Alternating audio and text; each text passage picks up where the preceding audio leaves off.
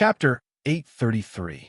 As soon as Long Fei arrived at the barracks, he received news that Han Yunxi was personally leading the expedition. His travel-worn figure came to an abrupt halt at the gates of the barracks, his naturally cold expression growing even colder. Although he knew that Ning Cheng had already kidnapped Han Yunxi and taken her to Tianning's capital, and that Han Yunxi would personally lead the expedition as soon as she arrived, he still felt caught off guard by the news.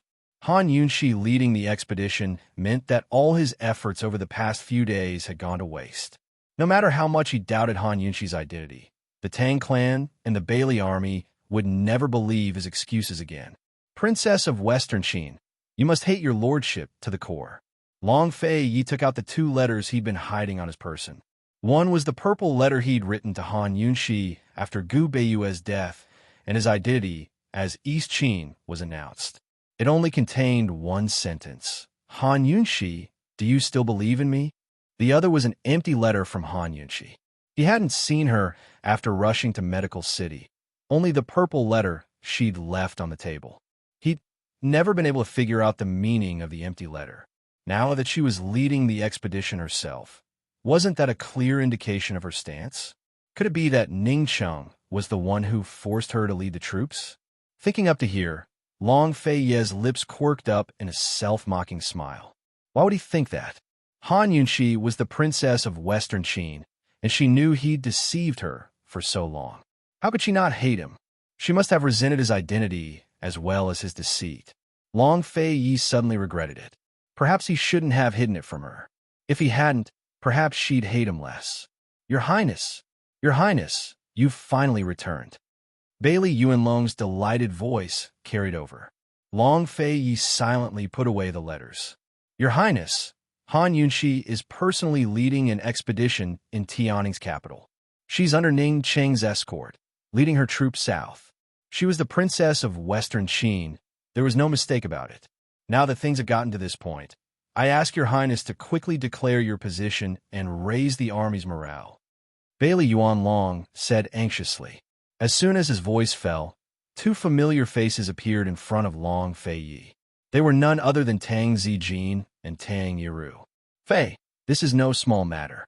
As I see it, before Aunt Ru could finish her sentence, Long Fei asked Tang Zijin coldly, when did the rules of the Tang sect change? What about Tang Li? Call me over immediately. Fei, with the enemy before us, the Tang clan's rules can be abolished. Han Yunxi. Aunt Ru wanted to explain herself, but Long Fei didn't give her a chance. He was in a bad mood to begin with, so Aunt Ru was simply asking for trouble. As a traitor of the Tang clan, what right do you have to talk to your lordship about the enemy before us? Tang Zijin, take her back to wherever you brought her from. Otherwise, don't blame your lordship for being impolite. You should know that the Tang clan and the Shadow Guard have the same rules, but anyone who violates them will be killed without mercy.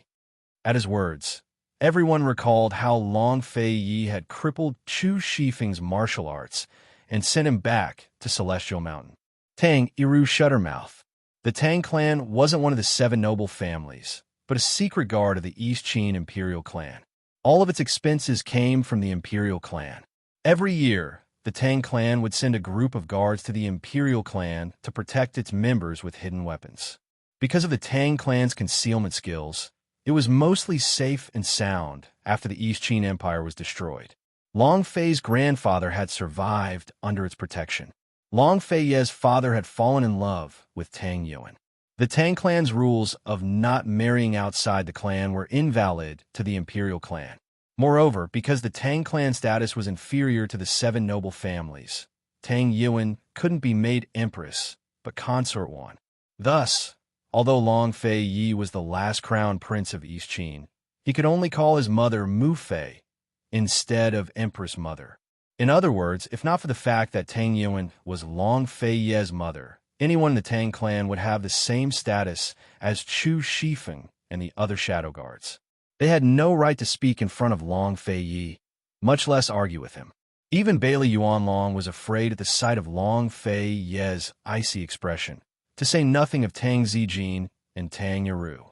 Someone come, take Tang Yiru back. Tang Zijin was the first to speak up. He knew that he'd be in danger if he kept arguing. "Did Tang Li tell you to release her?" Long Fei asked. It has nothing to do with Tang Li. But this subordinate considered the importance of the matter, and Tang Yiru had countermeasures. So, Long Fei Yi was so irascible that he didn't even get a chance to finish his sentence. Coldly, he said, "Without the clan head's permission, you took a criminal away from the Tang clan. That's the same as betrayal. Someone come. Take these two back to the Tang clan for the clan head to deal with." Tang Yiru wanted to retort, but Tang Zijin held her back. He regretted not listening to his wife and acting so rashly. Now he made things difficult for his son. Fortunately, before Long Fei Yi arrived, he and his sister had already spoken with General Bailey for an entire day. He believed that the general wouldn't disappoint them. As soon as the Tang siblings left, General Bailey said what they hadn't said. "Your Highness, Han Yunxi was once the Qin Wangfei and was in charge of the South Central Military Governor's estate. She has considerable prestige in the army, but her current status has greatly damaged the morale of our East Qin soldiers. Many people in the army are saying that you—" Bailey Yuanlong hesitated for a moment, but still resolutely continued. "They're all saying that you've been used by a woman. In this general's humble opinion, Your Highness should personally step forward and clarify this matter. With Your Highness's intelligence and wisdom, how could you be used by a woman? Your Highness should be the one using Han Yunxi. How could this be Bailey Yuanlong's humble opinion?" This was Tang Yiru's idea. As long as Long Fei Yi publicly admitted that he'd used Han Yunxi, it would be impossible for the two of them to be together. Long Fei Yi coldly looked at Bailey Yuanlong and didn't say anything for a while. Unlike Tang Zijin and Aunt Ru, Bailey Yuanlong didn't have anything on Long Fei Yi. He faced this matter openly and without fear. "Your Highness, regardless of whether or not you've really used Han Yunxi, you must express your stance in order to stabilize the morale of the army," Bailey Yuanlong said seriously. "What's Gu Beiyue's whereabouts?" Long Fei Yi changed the topic. Bailey Yuanlong directly knelt down. "On behalf of all the nameless soldiers of the Bai clan who sacrificed themselves, this general asks Your Highness to reconsider." Long Fei Ye's cold eyes were as deep as a cold lake, bottomless and impossible to see through. He squatted down and said to Bailey Yuanlong word for word, "General Bailey, this crown prince represents the East Qin imperial family's ancestors to tell you that my East Qin imperial family is not incompetent and shameless enough to use a woman to wash away our shame, recover our homeland, and conquer this land. This crown prince believes that this action is not something your Bailey army's thousands of soldiers will agree with. If the morale of the army cannot be stabilized, this crown prince will be cursed by the world. If you let the Western Qin princess win the pity of the world, can you bear the consequences?" Bailey Yuanlong was stunned. He couldn't kneel properly and almost fell to the ground. As soon as Long Fei finished speaking, he rose to his feet and headed for the camp. Coldly, he said, "If Gu Beiyue has any news, report it quickly. You better not lie to your lordship." Bailey Yuanlong finally realized that this matter would damage the East Qin crown prince's reputation and cause the dissatisfaction of the world. After all, once the East and Western Qin officially declared war, they would need a reason, and the reason would be the enmity of the past. The East and Western Qin each had their own version of the past. Which side the world believed was very important to the situation. Bailey Yuanlong secretly rejoiced, rejoicing that His Highness was wise. Otherwise, Tang Zijin and his wife would have ruined this matter. Han Yunxi and Ning Cheng would transfer troops over, and the two sides would be evenly matched. In this kind of situation, the morale of the army was important, but the morale of the people was even more important. The morale of the army was also the people's hearts. The morale of the people would affect the morale of the army. Bailey Yuanlong quickly chased after him and presented a letter. "Your Highness," a letter from Chu Tianyin. Chu Tianyin. Long Fei Yi was shocked. Chu Tianyin still didn't know about Gu Beiyue's accident. He had written several letters to Medical City, questioning Gu Beiyue's and Han Yunxi's identities. Tang Li had opened all of the letters and passed them on to him. Thinking about it, It had been several days since there had been any news from Chu Tianyin. What did Chu Tianyin mean by sending a letter to the Bailey Manor? What was Chu Tianyin's attitude towards his and Han Yunxi's identities? Long Fei Yi opened the letter and asked coldly, "What does this have to do with Gu Beiwei?" "Your Highness, the person who delivered the letter also sent this. He said it was from Gu Beiwei." Bailey Yuanlong took out a large envelope. This large envelope was none other than the one Long Fei Yi had entrusted to Gu Beiwei. He wanted Gu Beiwei to give it to Han Yunxi. According to Long Fei Yi's plan, the night before he announced himself as the East Qin Crown Prince, Gu Beiwei should have given this large envelope to Han Yunxi and arranged for Han Yunxi to leave Medical City to see him. While he was worried about Gu Beiwei's whereabouts, he was also worried about the 9 letters in this large envelope. Han Yunxi had written 9 letters saying she missed him, but he had replied with 9 empty letters. The real letters were all in this large envelope. Long Fei Yi opened the large envelope and saw the 9 letters inside, all of them intact. He tightly held the large envelope as his heart felt like it was being blocked by something. His heart was filled with affection, but he couldn't express it. Only he knew that this large envelope contained Gu Beiwei's understanding, trust, and affection for him as the East Qin Crown Prince. At his most desperate moment, Gu Beiwei had used this method to give him hope. Long Fei Yi's greatest joy in his life was not killing Gu Beiwei after discovering his true identity. A loyal and affectionate person had to live. Bailey Yuanlong felt that something was off about His Highness Duke of Qin, but he couldn't put his finger on it. He had long known that Gu Beiwei was a member of the Shadow Clan. Like Chu Shifeng, he assumed that His Highness Duke of Qin had cooperated with Gu Beiwei to hide his identity and use Gu Beiwei. Thus, he couldn't figure out the contents of this large envelope and was filled with curiosity. But no matter how curious he was, he didn't dare to open it. Since these things had been delivered, it meant 2 things. First, Gu Beiwei was still alive. Second, Gu Beiwei and Chu Tianyin had gotten in touch. Long Fei Yi opened the envelope and skimmed through its contents before narrowing his eyes. Wind Clan, it really is the Wind Clan. Although this letter was delivered under Chu Tianyin's name, it really did contain 2 letters. One was from Gu Beiwei to Long Fei Yi, while the other was from Chu Tianyin himself to Long Fei Yi. Gu Beiwei's letter told him all about Bai Yanqing's schemes. Chapter 834. Gu Beiwei's letter exposed all of Bai Yanqing's schemes. That day, Gu Beiwei had been ambushed in the Poison Sect's forbidden grounds. The black-robed assassin was none other than the Wind Clan head, Bai Yanqing. That assassination attempt had been a trap from start to finish. Bai Yanqing had thrown Gu Beiwei into the abyss, but had long since planted assassins there. After Gu Beiwei fell off the cliff, they'd kidnapped Gu Beiwei. That night, it looked like Gu Beiwei had fallen off the cliff, but he'd actually been kidnapped. Thus, no matter how hard they searched, they couldn't find him. Bai Yanqing was also Jun Yixie's master and the old fox they'd been searching for all this time. He was also a direct descendant of the Poison Sect and very likely the man of Han Yunxi's birth father, Lady Tianxin. Everything Bai Yanqing had done was to sow discord between Western Qin and East Qin, then stir up hatred and war so he could reap the benefits. After kidnapping Gu Beiwei, Bai Yanqing had trapped him in a forbidden area and cut him off from the rest of the world. He even pretended to be Gu Beiwei's savior. He told Gu Beiwei that he was a descendant of the Wind Clan and had been keeping an eye on Long Fei Yi for a long time. He'd long known of Long Fei Yi's origins and done everything for the sake of today.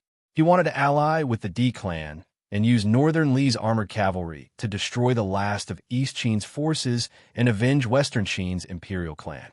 He told Gu Beiwei that he'd expose Han Yunxi's identity and that Han Yunxi had seen through Long Fei Yi's schemes. She'd already joined forces with Ning Cheng and was about to personally lead the troops. He also told Gu Beiwei that the Northern Li cavalry would soon reinforce the Ning family army. In less than a year, the East Qin imperial family would be exterminated.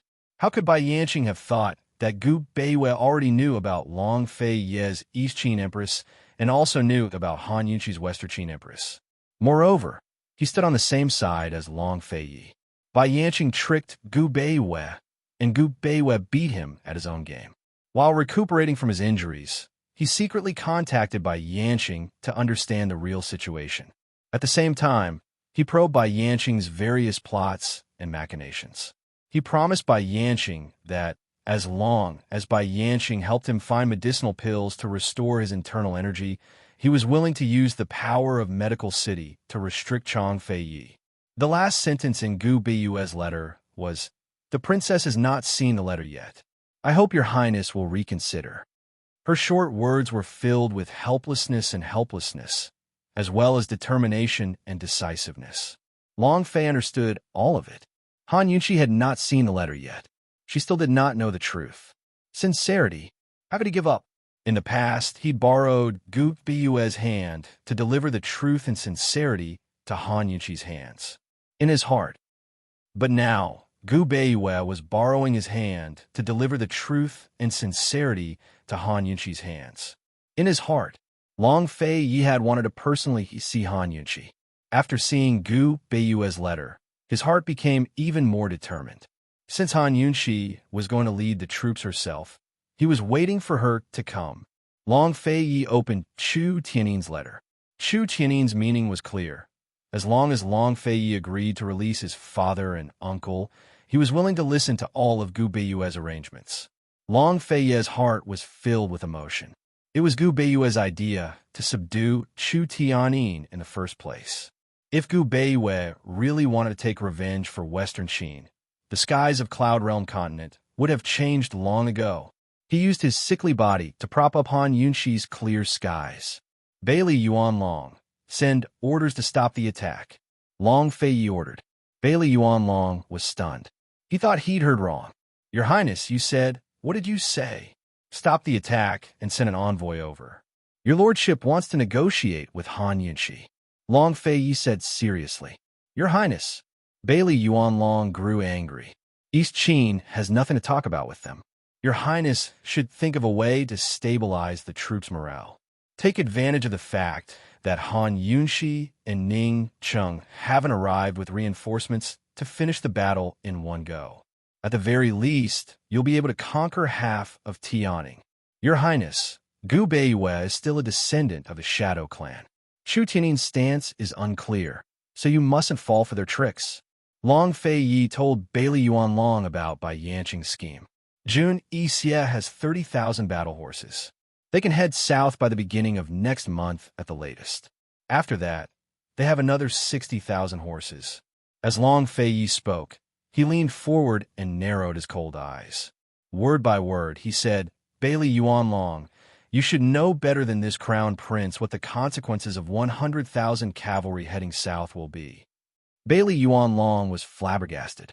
It was at this moment that the Shadow Guard arrived with news from Northern Li's spies. Your Highness, Jun Yixie's 30,000 battle horses have already entered Northern Li's borders. The Northern Dynasty's emperors are already on guard, but they haven't made a move yet, the Shadow Guard reported truthfully. Bailey Yuanlong was even more shocked. Stop the battle. We must stop the battle for now. Your Highness, you must stop the Northernly cavalry from supporting the Ning clan troops. Bailey Yuanlong finally panicked. He didn't care what conflicts existed between the Wind and D clans, or how ambitious the Wind clan was. He only knew that once the Wind and D clans joined hands, East Qin would be in danger, even if it was just a pretense. Most of the 7 noble families were loyal to Western Qin. Only the Bai clan was truly loyal to East Qin. In terms of strength, East Qin had no advantage.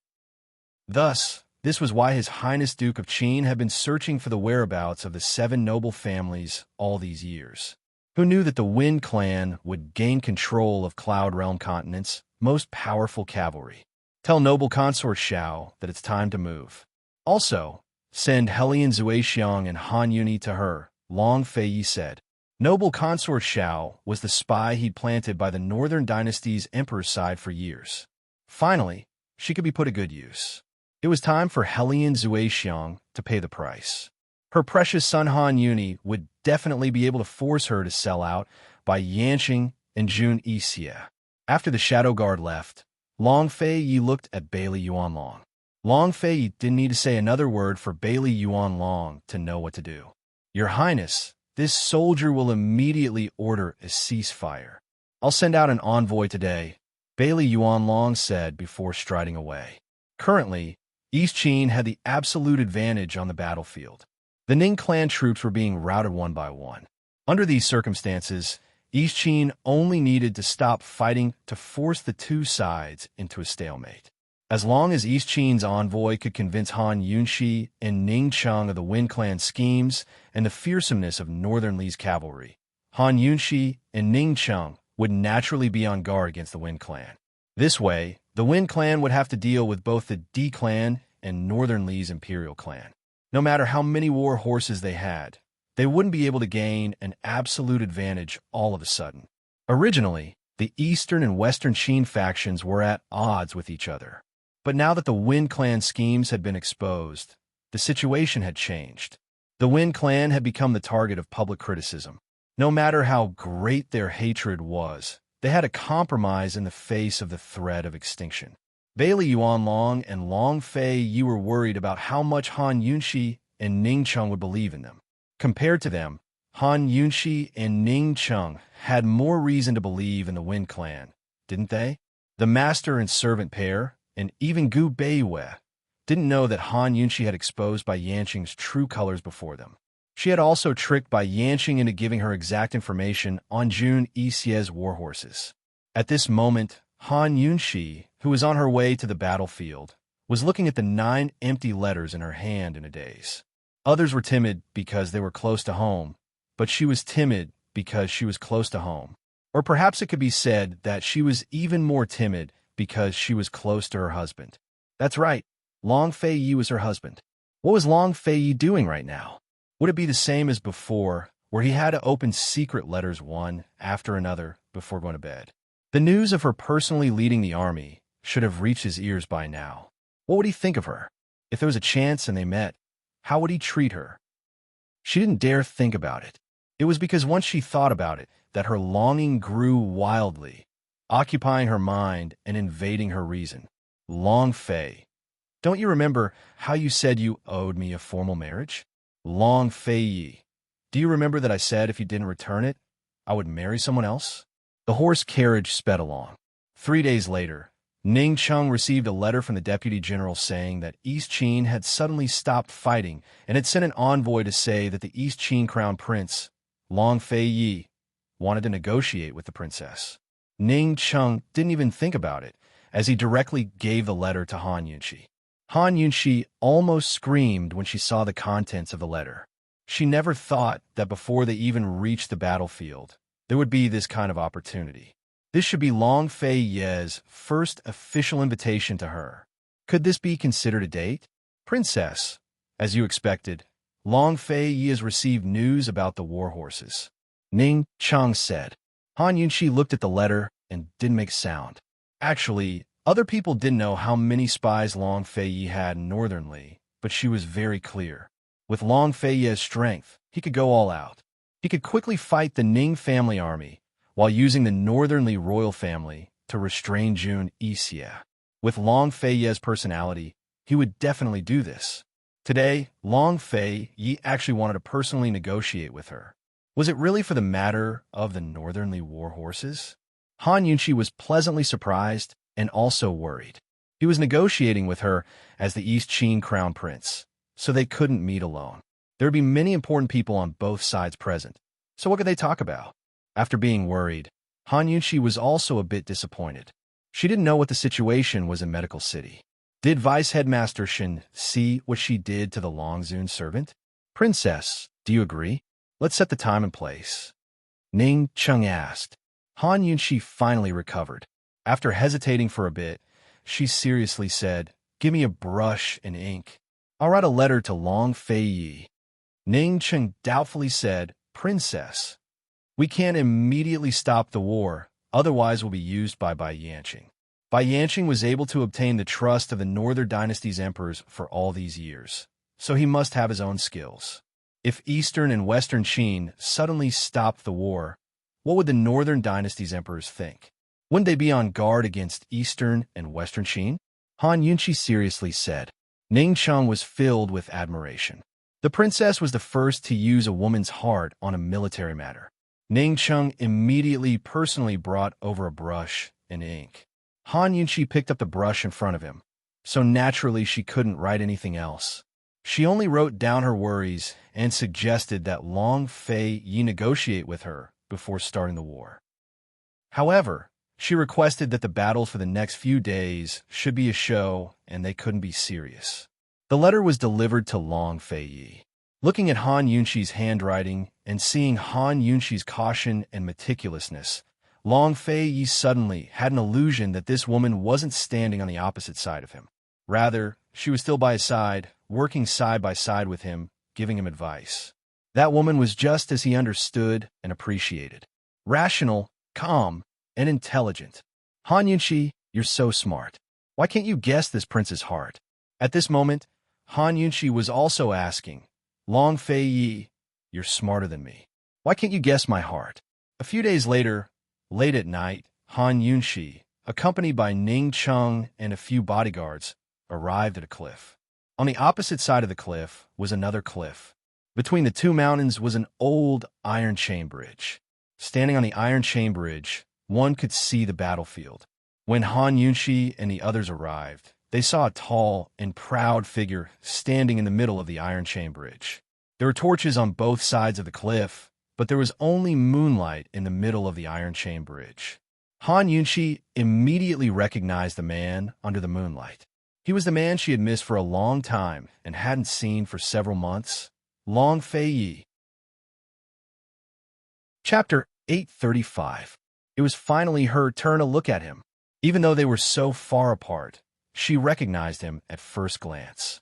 In that instant, Han Yunqi wanted nothing more than to rush over and hug Long Fei Yi tightly. She wouldn't let go even if he chased her away. Long Fei Yi finally saw the person he had been thinking about day and night. He thought that he must have let this woman down in his past life, so he was destined to repay her in this life. He was willing to torment himself to this state for her. He wanted nothing more than to fly over immediately and take her away without any explanation. He wanted to never let go of her hand and take her away from all these complicated matters. He wanted her to forget who she was and who the other party was. Both of them were impulsive, but they were also very rational. They had always been the same kind of people. Long Fei Yi had Bailey Yuanlong behind him, while Han Yunqi had Ning Cheng behind her. They were the main generals of their respective armies, the most loyal forces in their respective camps, and also the forces that hated each other the most.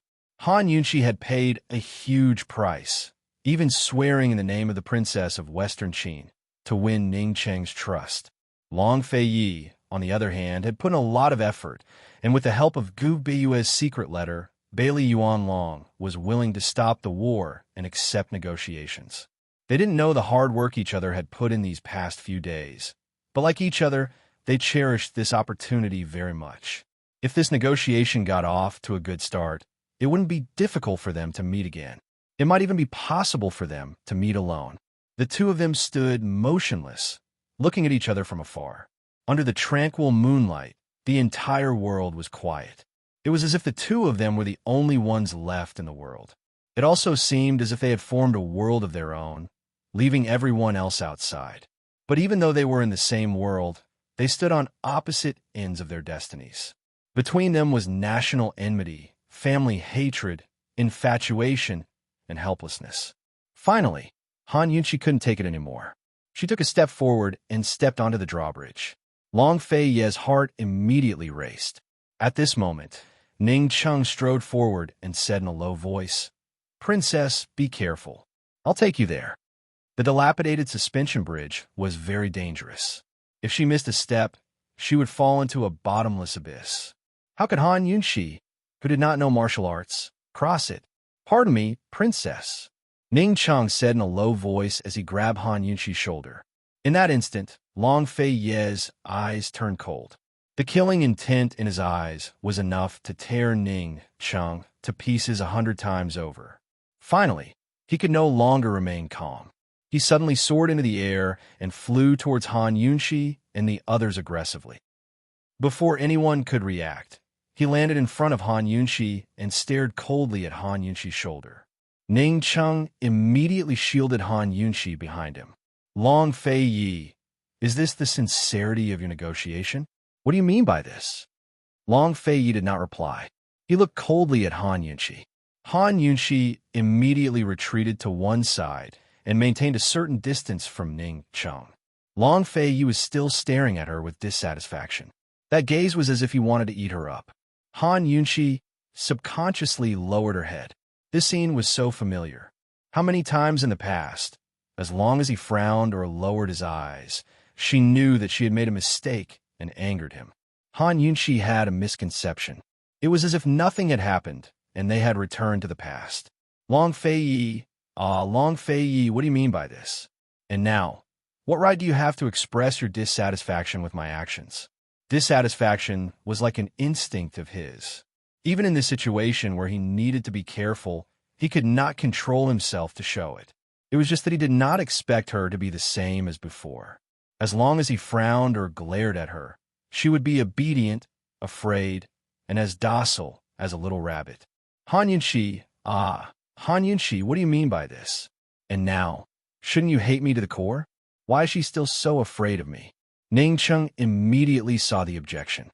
Once again, he stood in front of Han Yunxi and blocked Long Fei Yi's line of sight with his own body. Coldly, he asked, Long Fei Yi, if you continue to be rude to the princess, don't blame me for being rude. Was Long Fei Yi here to negotiate or to seek revenge? He was clearly the one who made use of Han Yunxi. What kind of attitude was this? Ning Cheng used to admire Long Fei Yi very much, but now he looked down on him from the bottom of his heart. If he didn't need to stop the fight, he would have already made his move. Long Fei Yi finally looked straight at Ning Cheng and asked coldly, Ning Cheng, what right do you have to speak to this crown prince? Since when did the D clan have the authority to speak on behalf of Western Qin's princess? Ning Cheng sneered. This clan head disdains to talk nonsense with a despicable person who uses women like you. Long Fei Yi, you were the one who wanted to negotiate. Why? Before Ning Cheng could finish, Long Fei Yi raised his hand. The shadow guard flew to his side and placed a flat brocade box in his hand. This was Ning Cheng and Han Yunxi were puzzled. Bailey Yuan Long, who had chased after them, also didn't understand. His Highness had not mentioned this before they came to negotiate. What was this? It was also Han Yunxi's first time seeing this brocade box. It was very unfamiliar. This thing looked a bit like a box used to store women's accessories and clothes. What was inside? Under everyone's gaze, Long Fei Yi slowly opened the brocade box. When they saw what was inside, everyone sucked in a cold breath. Then, they all looked at Han Yunxi. Lying quietly in the brocade box was none other than Han Yunxi's purple muslin dress that had been torn apart by Ning Cheng. This was the evidence of her being bullied. It was her humiliation as a woman. Long Fei Yi lifted the muslin dress with one hand and looked at it with interest, a cold smile on his lips. Ning Cheng's face immediately paled, while Han Yunxi's face turned crimson.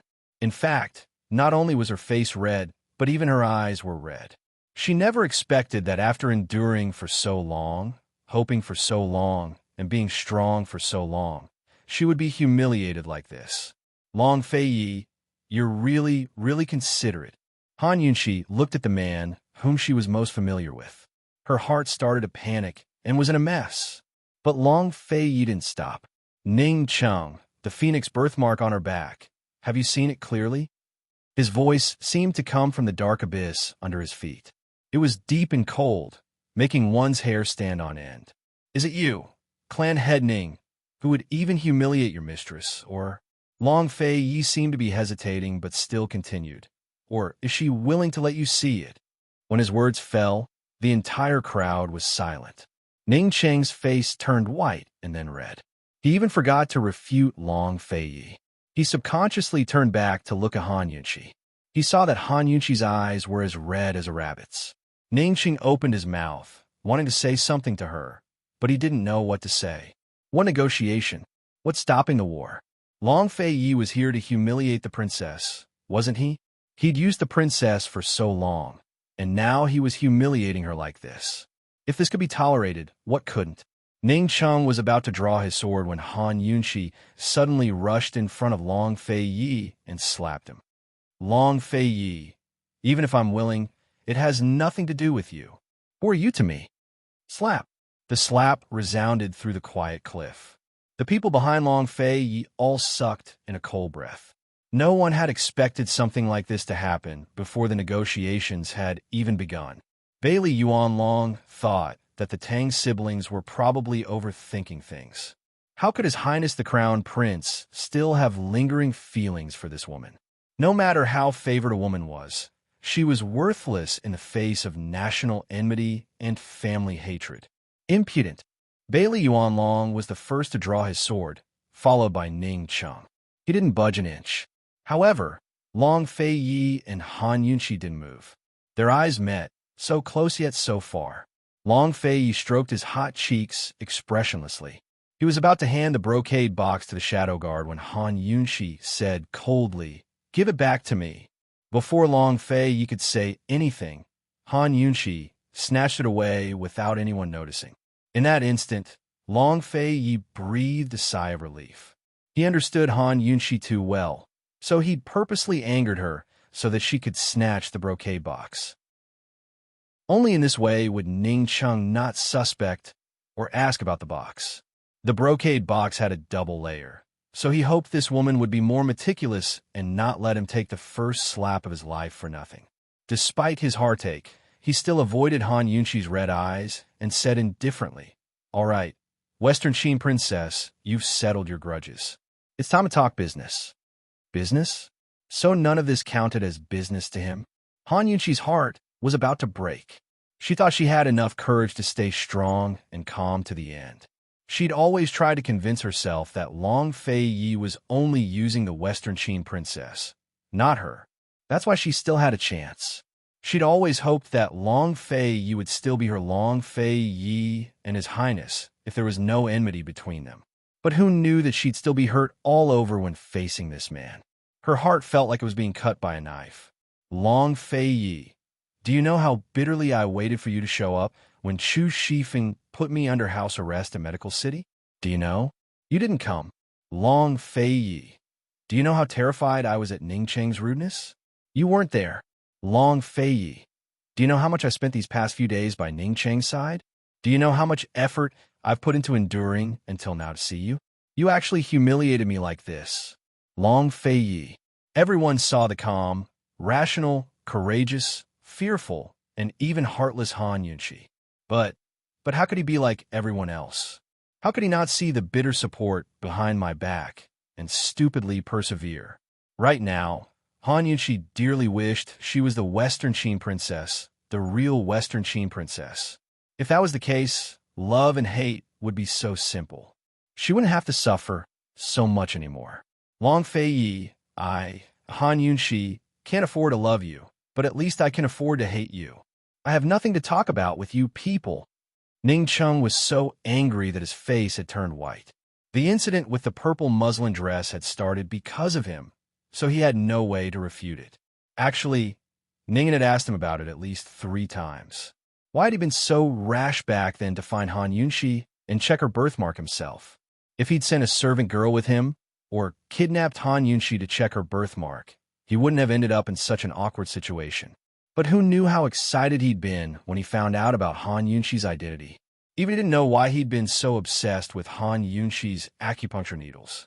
It wasn't until he found out about Han Yunxi's identity that he understood. All of the attachments were either love or hate, or both. When he found out that the woman he loved and hated was actually his own master, and that he didn't have to be her enemy anymore and could be loyal to her for the rest of his life, how could he not lose his reason? This was the thing he regretted the most in his heart, and the thing he didn't want to regret the most. The beauty he saw that night was branded in his mind like a poison that would plague him for the rest of his life. "Princess, let's go." Ning Cheng would rather face the Feng clan alone than let the princess suffer such humiliation. Chapter 836. When Ning Cheng wanted to leave, Han Yunxi said to him with a cold smile, "Ning Cheng, My anger has already subsided. So what are you angry for? Princess. Ning Chung wanted to say something, but hesitated. Han Yunshi smiled and then said, "It's not a serious matter. It's already over. The East Qin Crown Prince is right. It's more important for us to talk about serious matters." When these words were said, Long Fei Ye's face turned dark. His hands were hidden in his sleeves as they slowly clenched into fists. He almost couldn't hold back his anger. Ning Chung was stunned, but he quickly came back to his senses. The princess was forcefully holding on to her dignity. If he couldn't see through this, then he would have followed her for nothing. Everyone was laughing at him, and if he left like this, wouldn't he become a joke if he didn't take responsibility? No matter what, he couldn't let the East Qin Crown Prince laugh at him. Ning Chung immediately kneeled down on one knee. Any matter of the princess is not a small matter. This matter is this subordinate's offense. But this subordinate will definitely give the princess and the Western Qin royal family an explanation. After completing the great task of restoring the country, this subordinate will use my life to apologize with my death. Han Yunshi didn't want to discuss this matter, but seeing Long Fei Ye's lips filled with disdain, her anger was ignited once again. She said with a teasing smile, "Ning Chung, you would rather die than take responsibility for me?" Ning Chung suddenly raised his head and looked at the woman in front of him in disbelief. Although he knew that she was speaking out of anger and was lying, in this moment, he was willing to deceive himself once. As long as the princess is willing, Ning Chung will definitely take responsibility. Ning Chung said word for word, speaking in an incomparably firm tone. Han Yunshi helped Ning Chung up. "Ning Chung, you really are good." He tore a piece of her clothes and took a look at her birthmark. Yet, he was so dead set on apologizing with his life and taking responsibility for it. Then how many times should Long Fei, the man who'd married her and bullied her countless times, every time he'd come close to eating her dry, he'd stopped abruptly? How many lifetimes should he be responsible for? Long Fei Yi, what qualifications do you have to ridicule and disdain Ning Chung? Long Fei Yi, do you know that my greatest humiliation was bestowed upon me by you? That cinnabar on my hand was because you were unwilling to take responsibility for it. Your bullying was not just bullying, it was simply toying with him. Long Fei Yi clenched his fist so tightly that his bones were about to shatter. He said coldly, "Bailey Yuan Long, talk to them. You are fully in charge." If he didn't leave now, he might not be able to control himself. With that, Long Fei Yi turned and left. His figure flitted across the long drawbridge, not even looking back once. Han Yunshi's gaze followed him to the other side, until she saw him disappear into the night. Her heart was completely shattered. In the past, every time he turned and left, no matter how far he went, he would turn back and ask her, "Han Yunshi, why aren't you leaving?" But this time, he disappeared without a trace. Her gaze was still fixed on the empty cliff opposite. Han Yunshi was expressionless as she said cold, "Ning Chung, talk to them. You are fully in charge." So speaking, Han Yunshi turned to leave without looking back. However, she didn't go far. She waited for Ning Chung at the foot of the mountain. Ning Chung didn't come to see her until dawn. "Princess, as you expected, they know about Jun Yixie's 90,000 warhorses." Ning Chung hesitated for a moment, then said, "But there's one thing this subordinate can't figure out. How do they know the Feng clan betrayed us? The one who assassinated Gu Beiyue wasn't Long Fei Yi. He himself also knew someone was impersonating him. Long Fei Yi has been investigating the identities of the spies in Tianshan and Zhongnan. It's not strange that he guessed it was the Feng clan." Han Yunshi was somewhat powerless. "Princess, this subordinate and Bailey Yuanlong have basically reached a ceasefire agreement, but we haven't discussed the details." Ning Chung reported truthfully. Eastern and Western Qin were mortal enemies. It was already good enough that they could stop fighting, but cooperation was impossible. Therefore, the final result of their negotiations was a ceasefire, and they would each deal with the Feng clan.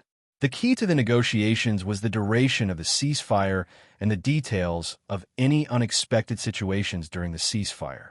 These were things that needed to be slowly worked out. Han Yunxi had long since guessed the outcome of the negotiations. She herself didn't know what she was waiting for.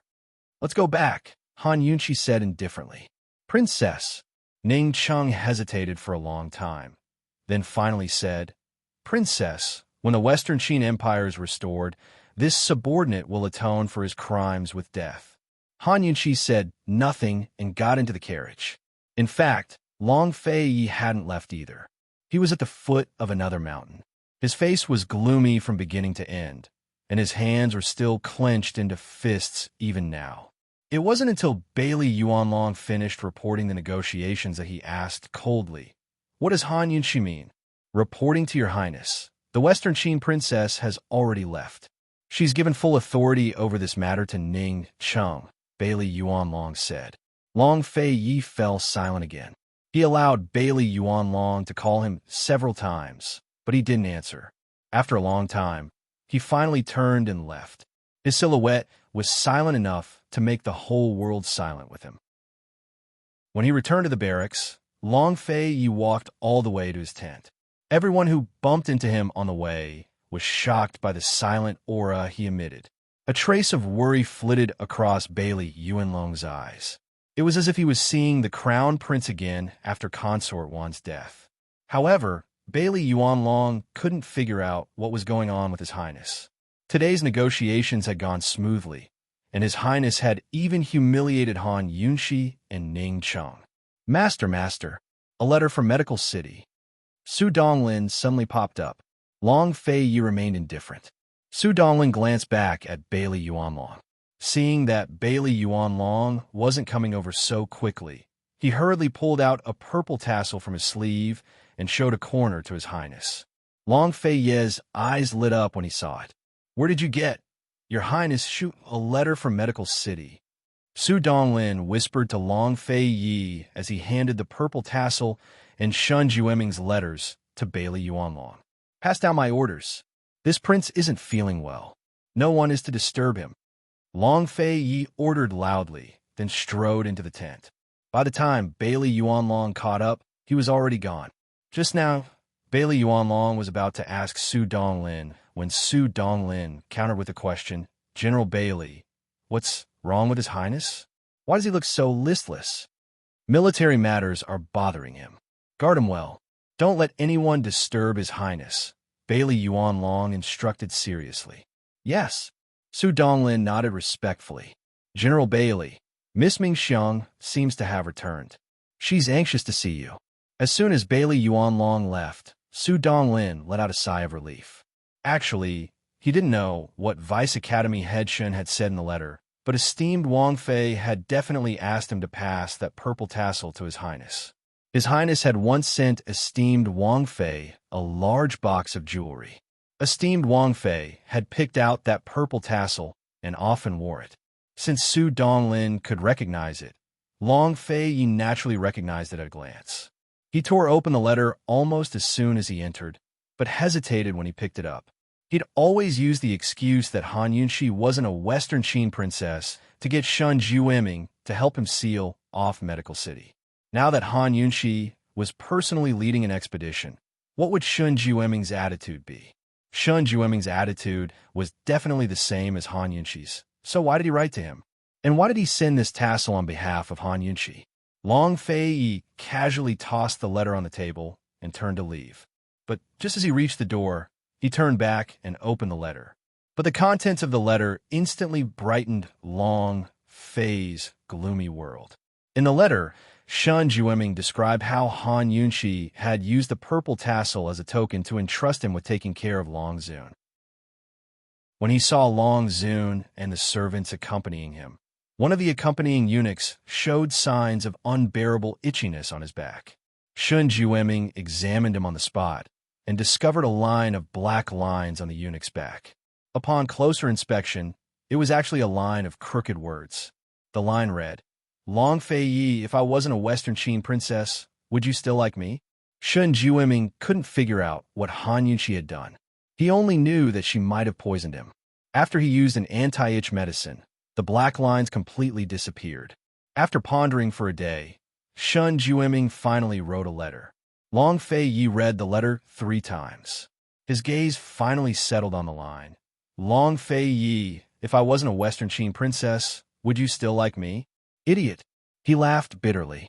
He hadn't laughed since Han Yunqi's disappearance. At this very moment, he laughed so hard that tears almost flowed out of his eyes. Han Yunqi, you idiot. Idiot.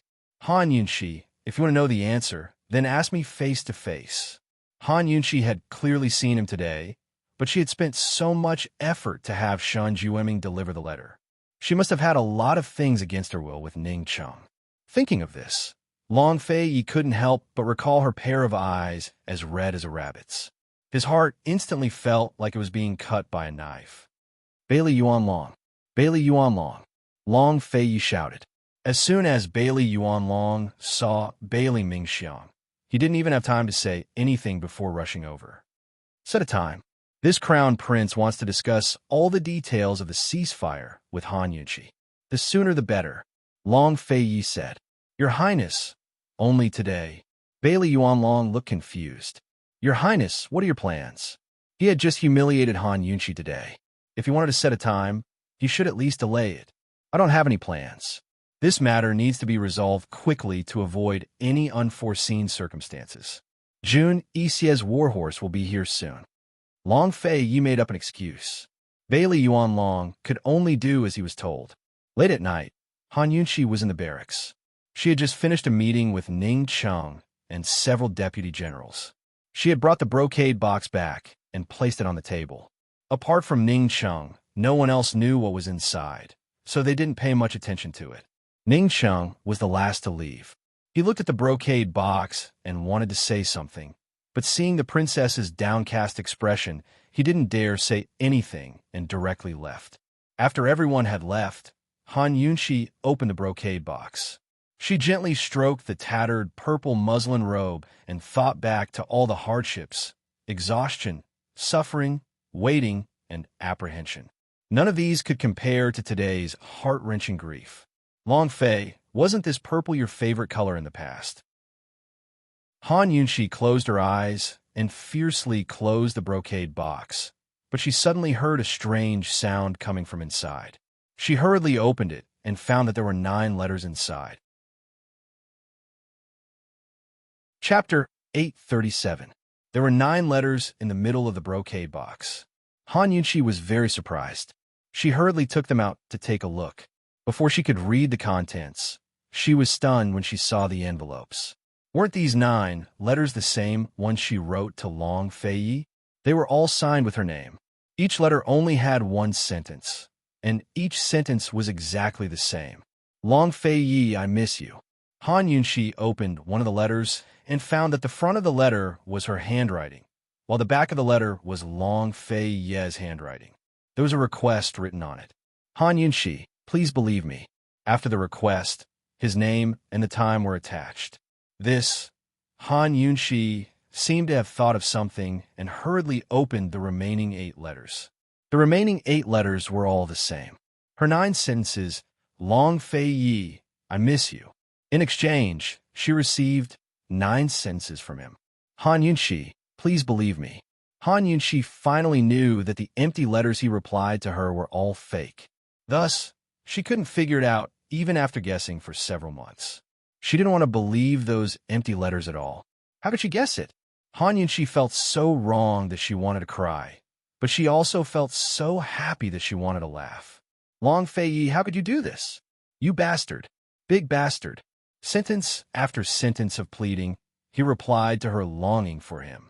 Han Yunqi remembered very clearly that the 9th letter she sent to Long Fei Yi was in Medical City. At that time, nothing had happened, and there was no enmity between them. She was only his Qin Wang Fei, and he was only his Highness Duke of Qin. Nothing had happened yet, so what did he want her to believe in him for? Did he expect so many things to happen, so he wanted her to believe in him? Han Yunqi was stunned for a long time. Suddenly, she looked at the dates of all the letters like a madwoman. Long Fei Yi's replies were all signed and dated. She carefully looked over the dates of the 9 letters and confirmed that Long Fei Yi had replied to her before he announced his identity as the East Qin Crown Prince. Why didn't he give her the reply then? Why did he only give it to her now? He had humiliated her on the cliff because he wanted her to bring the brocade box back. It was because of the purple muslin dress that Ning Cheng would not touch the brocade box. Thinking of this, the silent face of Long Fei Yi after he was beaten appeared in Han Yunxi's mind again. Her heart ached so much that she felt suffocated. Even breathing was difficult. Her nose stung, and all the grievances she had suffered over the past few months surged up from the bottom of her heart. She didn't know if she was feeling wrong for herself or for him. Long Fei Yi, only you can bully me, Han Yunxi, to this extent. Long Fei, you're the only one who can make me, Han Yunxi, degrade myself to such an extent. Why did he keep the letters he clearly could have sent until now? Why did he hide the things he clearly could have explained until now? Han Yunxi hoped that she could find some clues in the letters. She was anxious again, seriously looking over the letters one by one, but she could not find any other information. Footsteps suddenly came from outside the door, and Han Yunxi panicked. She quickly closed the brocade box and put away the letters, but one letter fell to the ground. When she was about to bend over to pick it up, a maid came in. The army was not like other places. It was inconvenient for a woman to be in the army, so Ning Cheng had specially arranged several maids for her. Han Yunxi did not dare look at the letter on the ground. She was so nervous that she unconsciously held her breath. She watched as the maid brought the supper to her side. "Your Highness Princess, Master Ning ordered this servant to bring you old ginseng soup. Please drink it while it's hot." The maid respectfully said, "All right, you can leave." No matter how big the matter was, Han Yunxi was as steady as Mount Tai. She was so calm that she didn't seem like a normal woman. However, facing this kind of small situation, her heart was beating wildly and she couldn't speak properly. "Yes." The maid bowed and was about to leave. Han Yunxi took the opportunity to stretch out her foot. Who knew that when she was about to step on the letter, the maid would suddenly look over? Han Yunxi stepped on half of the letter. Fortunately, she did not lower her head, so the maid did not notice her foot. "Your Highness Princess, Master Ning said that there will be a drill in the army. He wants you to rest early. Tomorrow morning, he will come and pick you up," the maid respectfully said. Han Yunxi leaned forward and used her skirt to cover the letter. Only then did she calm down. "I know. You can leave. Also, in the future, without my permission, you're not allowed. You're not allowed to come in."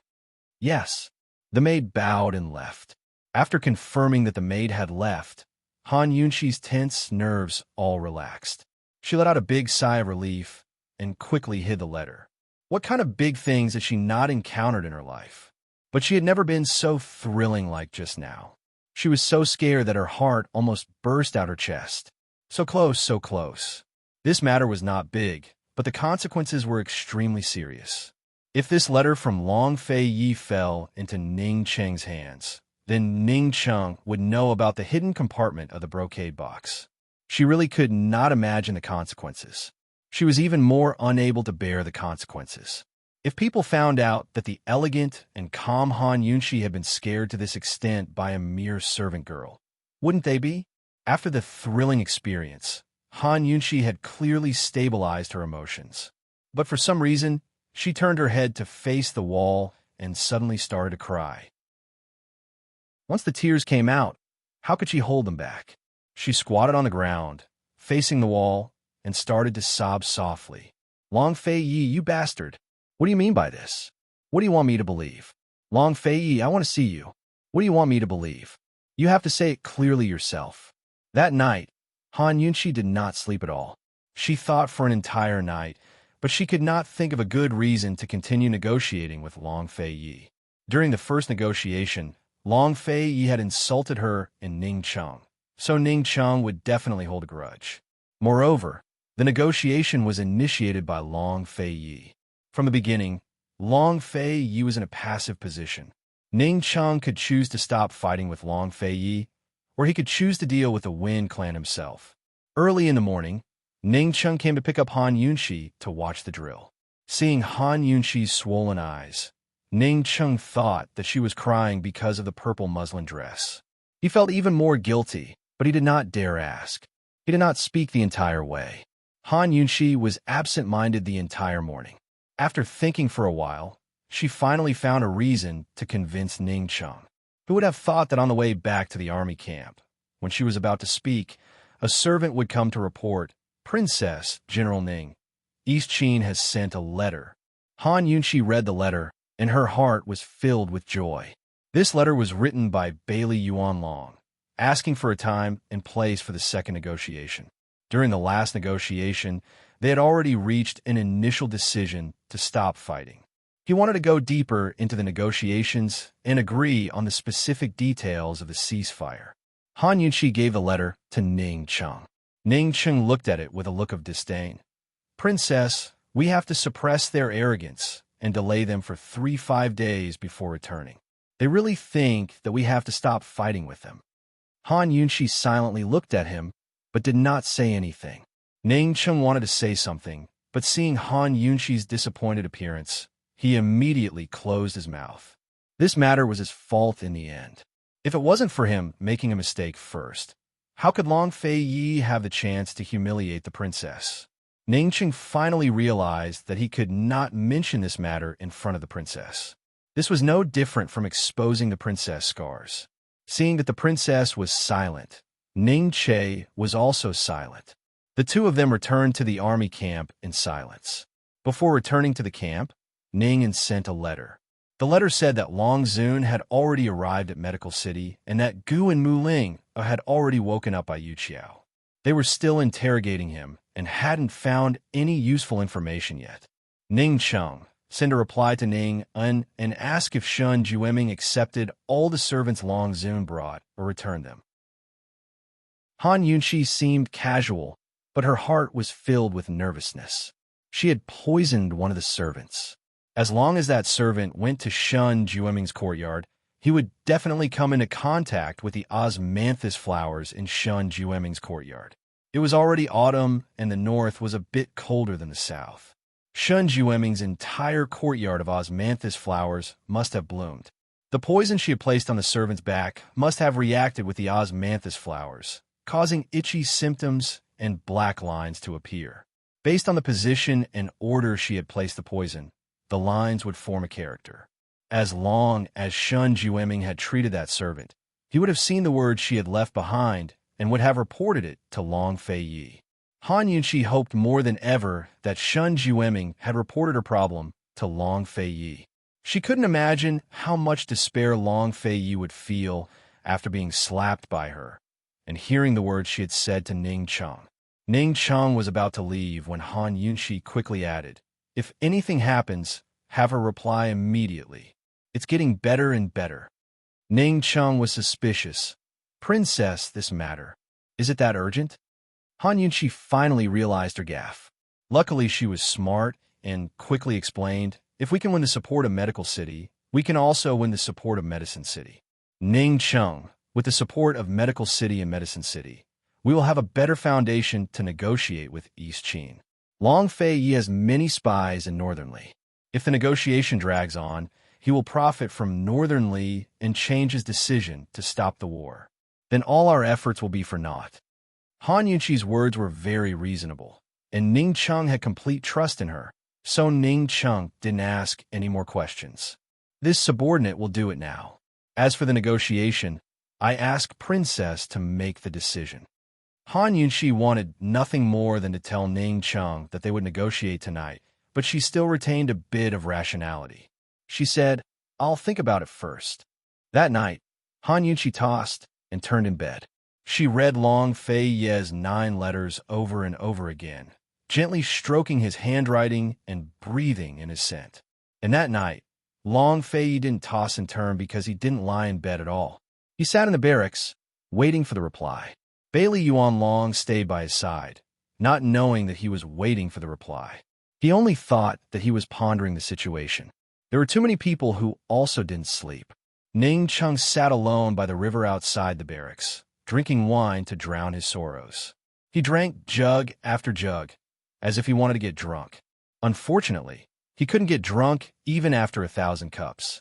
Bailey Mingxiang looked at the moonlight in front of the window. Her simple and elegant face was even quieter than the night. Her docile eyes flickered with the moonlight, beautiful and desolate. Gu lay on the roof, keeping his eyes open until dawn. Mu Ling'er was in the room, watching over by Yu Qiao, who had just woken up. She wasn't sleepy at all. Gu Beiwei was in a thatched cottage somewhere, burning the letter Chu Tiange sent him. He looked up at the moon, lowered his head, and sighed softly. The next day, Long Fei Yi received a reply from Western Qin. The second negotiation was scheduled for that night, at the same time and place. After Han Yunxi finished reading the letter, she said to Bailey Yuanlong, "This crown prince can go over tonight. You stay in the barracks." Chapter 838. When Bailey Yuanlong heard that His Highness was going alone, he immediately tried to persuade him. "Your Highness, this subordinate must accompany you. This subordinate is most familiar with the details of military affairs." This subordinate must, before he could finish, Long Fei interrupted him coldly. "Are you saying that this crown prince isn't familiar with military affairs?" "I wouldn't dare." Bailey Yuanlong realized that he had overstepped his bounds. "This subordinate is worried that Your Highness. Do you think this crown prince will be deceived by a woman?" Long Fei cut him off harshly.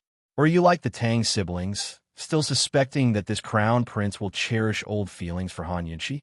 After the first negotiation, His Highness had humiliated the master and servant of Western Qin to such an extent. Bailey Yuanlong had long stopped suspecting him. He was only going because he wanted to understand the situation as soon as possible and be His Highness's advisor. He was about to explain when Long Fei coldly retorted, "What? Do you think this crown prince will forget who he is for a woman?" No, no." Bailey Yuanlong immediately fell to one knee. "Your Highness, please understand. This general has no such intention. This general will absolutely obey all of Your Highness's orders. I only hope that Your Highness will be more careful on this trip to guard against any tricks." Long Fei finally softened his tone. "Go about your business. This crown prince has his own arrangements for the negotiations. Yes, this general awaits Your Highness's good news." Bailey Yuanlong finally withdrew. It was easy for Long Fei to deal with Bailey Yuanlong. After all, Long Fei had peerless martial arts and didn't need anyone to worry about him. Moreover, his style had always been domineering and decisive. He didn't need others to say anything. However, Han Yunxi was different. Without Ning Cheng's help, that trash Han Yunxi wouldn't even have been able to climb such a steep cliff. She tried her best to convince Ning Cheng to just arrange guards for her, but Ning Cheng wouldn't feel at ease letting her go alone. After a round of discussion, Han Yunxi was defeated. "Your Highness, when I'm free in the future, how about I teach you martial arts?" Ning Cheng asked. Han Yunxi thought that if she knew martial arts, she would be able to convince Ning Cheng today. She smiled bitterly. "I can't learn it. Why can't I learn it? Your Highness has never learned it before, right?" Ning Cheng asked again. Han Yunxi was about to tell Ning Cheng that she had long been determined to be a natural waste. She was unable to gather qi and cultivate internal strength, so she was unable to learn martial arts. Before Han Yunxi could say anything, the attendant came over with something that she was very familiar with. It was the pearflower storm needles. Han Yunxi's heart skipped a beat. She watched as Ning Cheng took the item and walked towards her. "Here," Ning Cheng said seriously. "This." Han Yunxi played dumb. This pearflower storm needles had long been used up by Tang Li on his escape from the wedding. It was now useless. When Ning Jing married into the Tang clan, the Tang clan had used it as a betrothal gift to cheat Cloud Realm Trade Consortium. She never expected Ning Cheng to still treat it as a treasure. Pearflower storm needles, the Tang clan's #2 assassination weapon. For you, keep it for self-defense. It's 100 times more powerful than the weapons in your sleeves. As Ning Cheng spoke, he added, "I spent a lot of effort to find out how to use this thing. Hold it like this and press this mechanism when you want to use it. Remember, You have to aim before pressing it. Ning Chung demonstrated as he explained, there's a limit to the number of needles hidden here. Using one means losing one.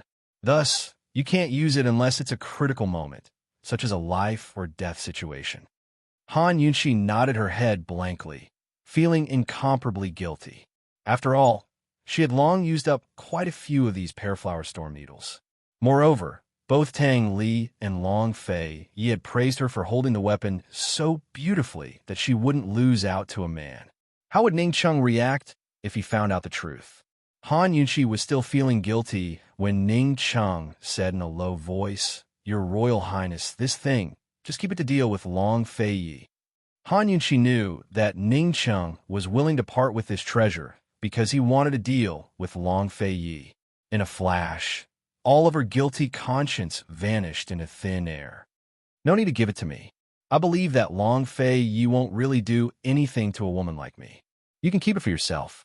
Princess Ning Chung, if you're safe, then I'm safe, isn't that right? These words simply touched Ning Cheng's heart. Ning Chung didn't refuse anymore. Han Yunxi asked faintly, What's the situation with Ning Jing?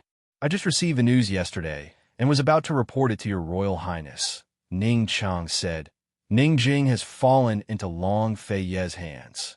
Tang Li came forward as the leader of the Tang sect to ask for her, but was rejected.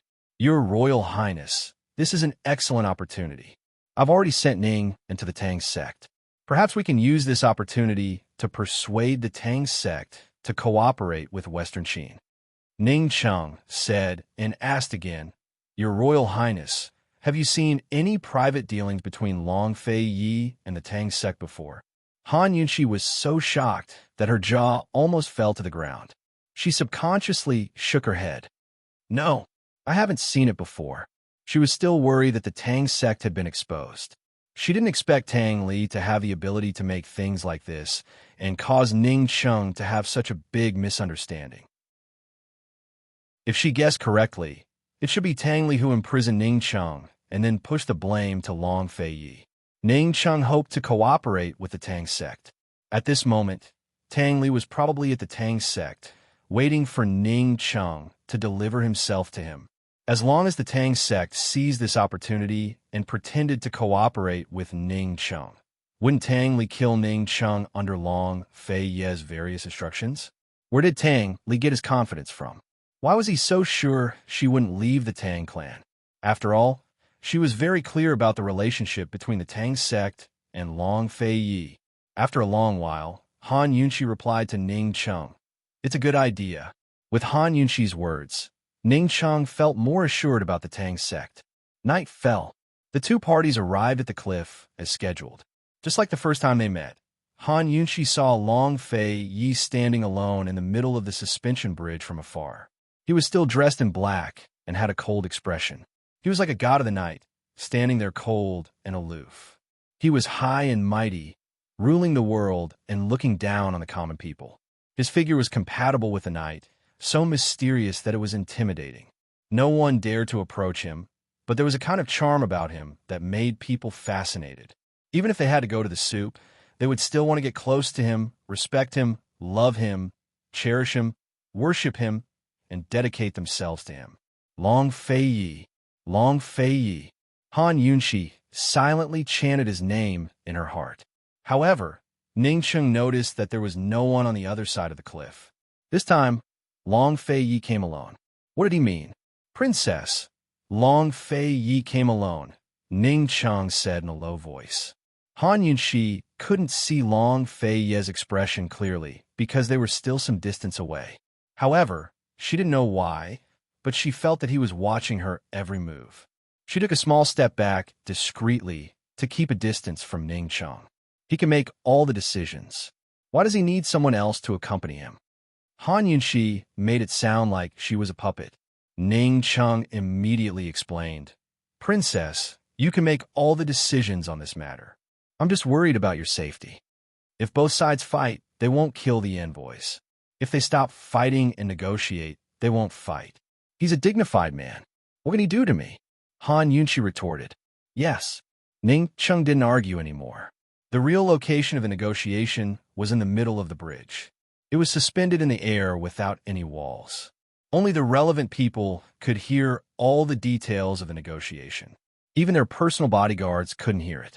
This location was chosen by Ning Chung. Both sides were satisfied. All the attendants were waiting behind them. Han Yunxi and Ning Chung came to the end of the suspension bridge. Long Fei Ye's cold eyes slowly narrowed, full of warning. However, it wasn't clear whether he was warning Han Yunxi or Ning Chung. "Princess, I'll bring you there. I've offended you." As soon as Ning Cheng's voice fell, before he even made a move, Long Fei Yi coldly opened his mouth. "Han Yunxi, you're a country's princess. You need someone to escort you halfway across the bridge? Is your Western Qin royal family this week? What qualifications do you have to negotiate with this prince? You can go back." Han Yunxi looked at him from the distance. She didn't look away, as if she was afraid she would miss a glance. Long Fei Yi loudly said to Ning Chung, "Ning Chung, how about you talk to this king? This prince has no interest in such an incompetent woman. You're going too far." Ning Chung was about to explode, but Han Yunxi stopped him. She loudly said, "Long Fei Yi, just wait. This princess will walk over by herself." "Princess, you can't." Ning Chung was shocked. "Princess, don't fall for his trick. He's doing this on purpose." Ning Chung wasn't stupid, but it was a pity that he still hadn't guessed the truth. Long Fei Yi was creating an opportunity for Han Yunxi. He was also creating an opportunity for the two of them to talk alone. He had already hidden several dozen shadow guards in the abyss. Even if Han Yunxi fell, nothing major would happen. Then again, even if there were no shadow guards, with his current martial arts, he wouldn't allow anything to happen to her. "Han Yunxi, if you want to know the answer, then come over here. I know he's doing this on purpose." Han Yunxi lightly said. "Then you're still." Ning Chung was about to go crazy. Ning Chung, as the princess of Western Qin, protecting the dignity of the royal family is far more important than taking revenge and restoring the country. Han Yunxi's words were an excuse, but they were also the truth. Ning Chung was about to explain, but Han Yunxi said, "Ning Chung, we already lost face last time. This time, we can't lose face again."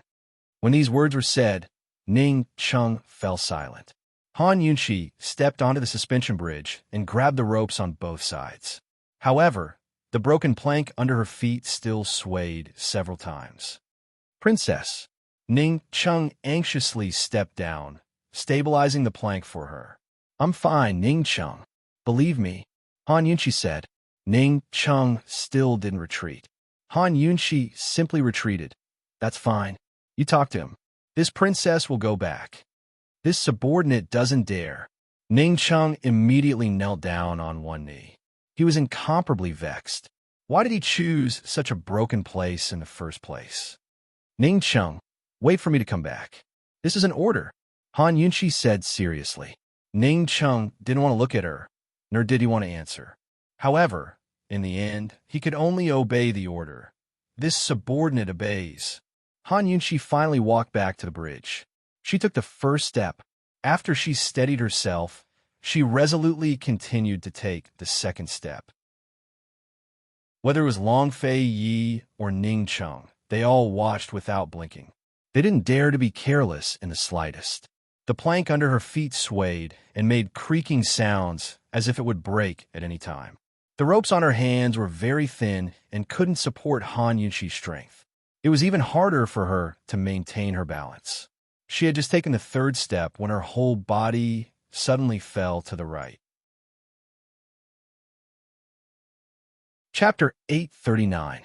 Han Yunxi's entire body fell to the right, and the suspension bridge also toppled to one side. Han Yunxi stepped on the end of the wooden plank, and the other end of the wooden plank was raised high. Fortunately, her reaction was fast enough. While her hands were tightly holding onto the rope, she also exerted all of her body weight on the rope. Otherwise, if she accidentally exerted a little force, the wooden plank under her feet would definitely be overturned. In that case, she would really be suspended in the air. "Princess!" Ning Chung shouted. Long Fei Yi almost made a move, but Han Yunxi closed her eyes and shouted, Don't come over. If you come over, I'll go back immediately. I won't come back again. She didn't mention who she was warning, but Ningcheng naturally felt that she was warning him. His right hand clenched into a fist, and he forced himself to endure. He didn't dare to make a sound, for fear of affecting the princess. Long Fei, on the other hand, took these words as meant for his ears. The true qi he was about to channel into the ropes gradually dissipated without a sound, so no one noticed. Han Yunqi's words were not only for Ningcheng to hear, but also for Long Fei Yi to hear. As long as Ningcheng came to rescue her, she and Long Fei Yi wouldn't be able to see each other alone today. Long Fei Yi had finally set up a trap to provoke her. Similarly, as long as Long Fei Yi came to rescue her, it would contradict the provocation just now, and it would definitely arouse Ningcheng's suspicions. At this time, Han Yunqi could only rely on herself. Long Fei Yi and Ningcheng didn't dare to act rashly, but they kept their eyes fixed on Han Yunqi, and their heartbeats sped up with her every move. Above the abyss, under the moonlight, everything was silent. Han Yunqi's thin but stubborn figure revealed an aura of loneliness. Han Yunqi was sure that Long Fei Yi and Ningcheng would not make a move. She secretly breathed a sigh of relief and began to think about her situation. She reached out tentatively and found that the planks under her feet were unaffected, so she gingerly reached for the rope on the left, but her hand could not reach it. In this situation, she could either move cautiously and let her hand get closer to the rope on the left, or she could take a gamble and grab it with all her strength. Han Yunqi had always been an adventurous person. She threw caution to the wind and straightened her body, instantly grabbing the rope on the left. At the same time, she stepped on the other side of the wooden board. At this moment, Han Yunqi stood up straight again. She suddenly realized that her skills were not bad. Long Fei Yi and Ningcheng both let out a sigh of relief. Unexpectedly, at this moment, the wooden plank under Han Yunqi's feet suddenly broke into two halves. Han Yunqi, who was standing in the middle, stepped on nothing. "Ah!" Han Yunqi screamed. Her hands tightly grabbed the ropes on both sides, and her whole body hung on the suspension bridge just like that. Below her feet was a bottomless abyss, and the surrounding wind was incessant. Han Yunqi's clothes and hair were all blown into a mess. Before she could recover from her fright, Ningcheng had rushed towards her without a care for anything else. Just as Ningcheng reached out to pull Han Yunqi, the rope that Han Yunqi was holding on to suddenly broke. Ah! Han Yunqi fell down in an instant. Ningcheng did not expect this, but he quickly chased after her without hesitation. He did not realize that a figure was in front of him and chased after her. In the abyss, the trees were lush, the light was mottled, and the wind whistled. Han Yunqi's screams were quickly drowned in the wind, and Ningcheng's screams were intermittent and could not be heard clearly. "Princess!" When Ningcheng chased after her, he could still see Han Yunqi's falling figure. But not long after, her figure was hidden by the darkness of the abyss. "Princess! Princess!" He shouted like a madman. He was flustered and helpless, and could only keep going down, down, and down. Other than searching and chasing down, what else could he do? Ningcheng had no time to think too much. He chased after her with all his might, for fear that he would not be able to save her in time, and the consequences would be terrible. However, at this moment, Han Yunqi was already at the bottom of the abyss. She did not fall down, but was carried down by someone. That person, other than Long Fei Yi, who else could it be? When Ningcheng was about to pull Han Yunqi, Long Fei Yi used a concealed weapon to break the rope, creating the illusion that Han Yunqi had accidentally fallen down. Long Fei Yi's speed was more than twice as fast as Ningcheng's. This was definitely an accident. He had provoked Han Yunqi to cross the bridge, so that she could come over alone and talk to him alone. But since she had met with an accident, he would definitely not allow her to return to Ningcheng's side. At this moment, he was hugging Han Yunqi so tightly that he was about to crush her. Han Yunqi was still in a panic, and her heart was still thumping wildly. She stared at Long Fei Yi in a daze, and did not regain her senses for a moment. She had imagined it countless times, but when she was really hugged in his arms and looked at his side profile like before, she was still in a daze like before. Long Fei Yi, long time no see. And Long Fei Yi, hugging her tightly, seemed to be an instinct. He looked at the familiar person in his arms and was also stunned. Princess! Princess! Ning Cheng's heart-wrenching voice woke Long Fei Yi up. Without another word, he hugged Han Yunxi tightly and left. His figure flew in the darkness and silently left the bottom of the abyss. Han Yunxi did not hear Ning Cheng's voice at all. Long Fei Yi was her only nemesis. Once he appeared, she would forget everything. Their surroundings were pitch black, and even the moonlight could not shine through. Han Yunxi was nestled in Long Fei Yi's arms and could not see anything, so she might as well not look. She closed her eyes and pressed against his chest, listening to his powerful heartbeat. It was so strong and so familiar. This was the truest sound, telling her that this was not a dream. She subconsciously hugged his neck, afraid that he would leave her behind again. Abruptly, Long Fei stopped. Only then did Han Yunxi wake up from his heartbeat and open her eyes. She saw that they had already gone around a mountain and were far away from the bottom of the abyss, completely throwing off Ning Cheng. There was a hill in front of them, and Long Fei Yi's horse carriage was not far away. The driver, Uncle Gao, was staring at them in a daze, and the surrounding shadow guards also had shocked expressions. They were all Long Fei Yi's loyal followers and had followed Long Fei Yi to negotiate, but they had been ordered to wait here and were not allowed to follow him up the mountain. They never would have thought that His Highness would negotiate with a Western Qin princess like this. They even brought her back. The shadow guards did not dare make a sound, but Uncle Gao couldn't help opening his mouth. Master, this prince and the Western Qin princess have important matters to discuss, so all of you withdraw and guard the area. Don't let anyone come close. Don't let anyone disturb us, Long Fei Yi said. In an instant, the shadow guards all scattered. Uncle Gao's face was filled with doubt, but he immediately jumped out of the horse carriage. Negotiation? How did these two people look like they were negotiating at all? Could they still continue the discussion? Master and the Western Qin princess. Still haven't started negotiating? Uncle Gao couldn't help but ask.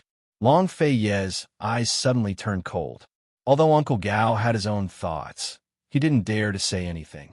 He quickly retreated far away and stood guard with the shadow guards. After everyone left, Han Yunxi let out a sigh of relief, and her mind became much clearer. She unconsciously raised her head to look at Long Fei Yi. Long Fei Yi also lowered his head to look at her. Long Fei Yi's eyes were originally frighteningly cold, but when he met Han Yunxi's timid and confused eyes, his gaze softened a bit. Actually, she was his nemesis. He held her horizontally, and her hands hooked around his neck. Their eyes met again, and both of them were silent. Perhaps there were thousands of words to say, and countless things that needed to be explained, but none of them could compare to looking into his eyes. How long had she waited for him? Waiting for him to give her an answer, waiting for him to explain. How long had he been looking for her? Looking for her to give him an answer, looking for her to make a choice. Although they were silent, their hearts were fiercely fermenting and rapidly expanding. They were violently looking for an irrational opening, ready to surge out and drown the other party at any time. Abruptly, Long Fei lowered his head and fiercely kissed her lips. The moment they touched, it was as if a bolt of lightning had ignited the flames of the earth. The two of them, who had always been rational and calm, lost control of themselves. Long Fei Yi invaded Han Yunxi's lips and teeth, kissing her wildly like a madman. Han Yunxi didn't show any weakness and responded crazily. It seemed that no matter how much he kissed, he couldn't get enough of her. He wanted to eat her little mouth. It seemed that no matter how much she responded, it wasn't enough. She wanted to give all of herself to him. I miss your gentleness too much. I want to make it up to you all at once. I miss your dominance too much. I want to endure it all at once. The intense kiss made the two people who had already lost their rationality even more confused and infatuated. Only then did she realize how much she loved him. Even if she didn't explain anything clearly and didn't ask clearly, she didn't reject him at all. She wanted to merge with him from now on and never be separated again. Only then did he realize how much he loved her. Between the two of them, regardless of whether he could explain it clearly or not, he was determined to have her.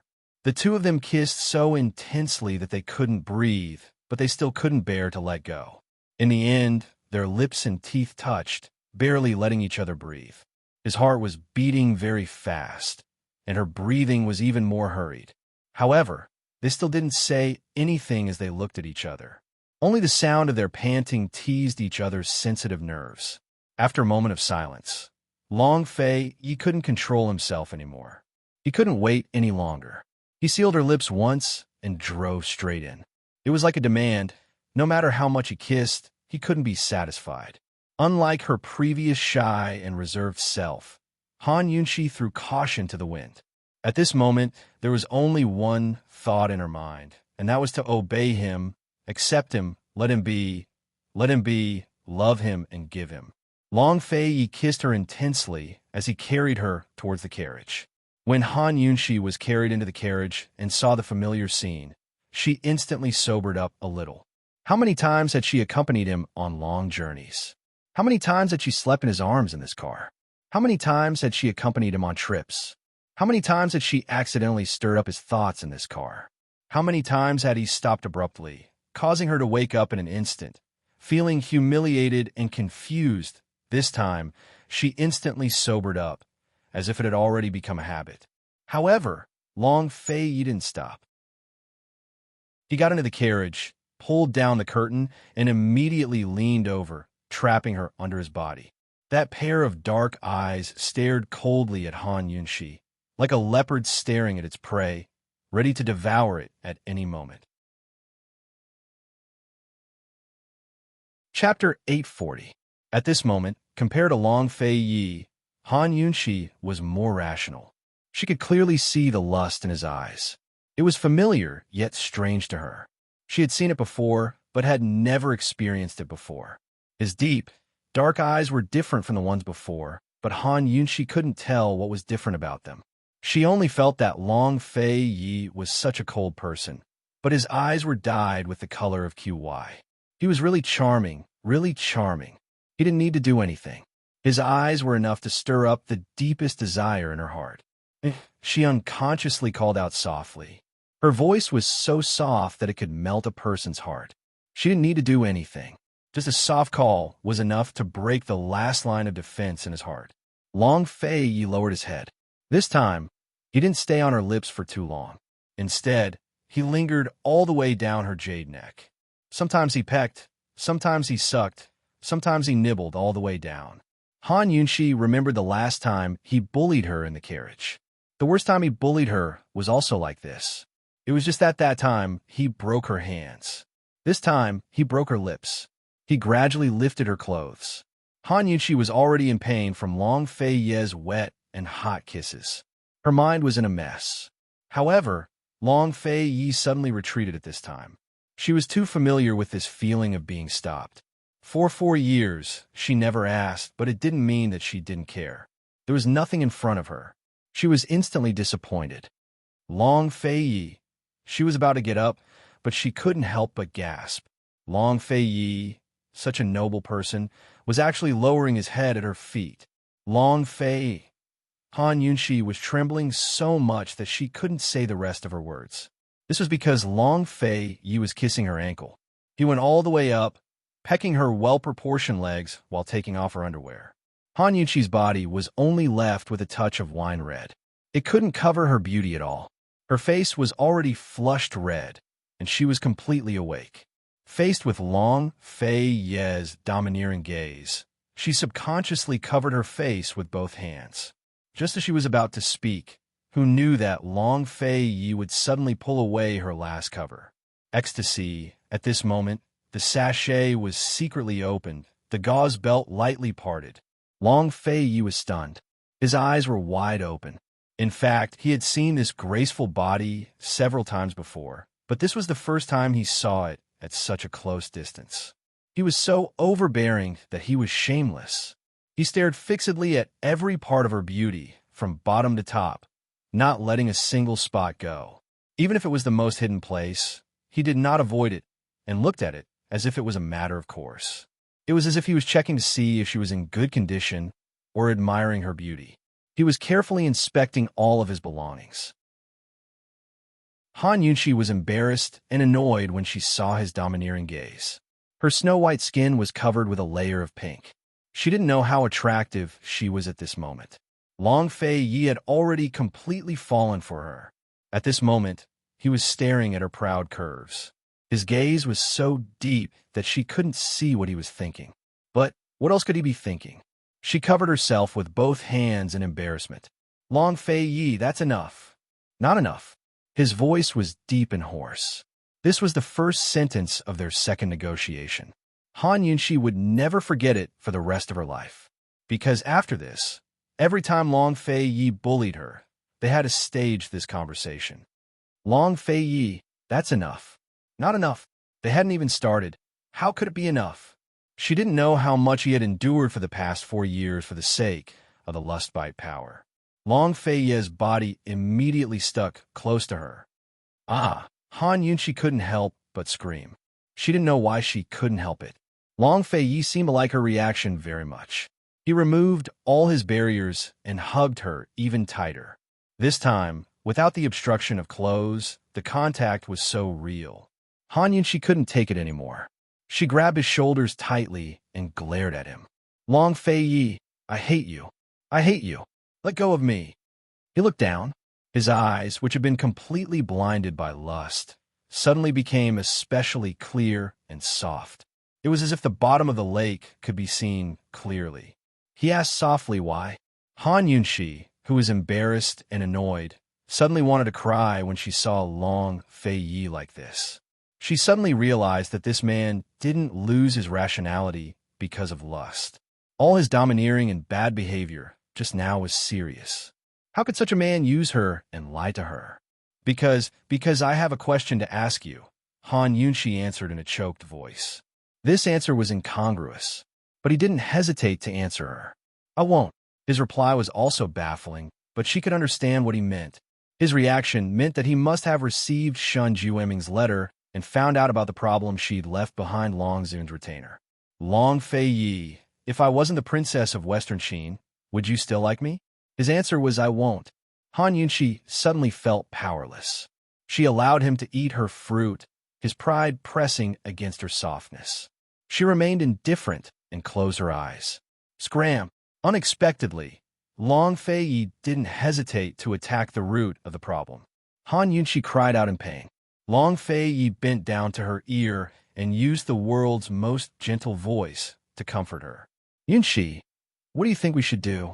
I've long fallen in love with the princess of Western Qin. The whole world doesn't believe it, but do you believe it? His actions were so ruthless, but his voice was so gentle.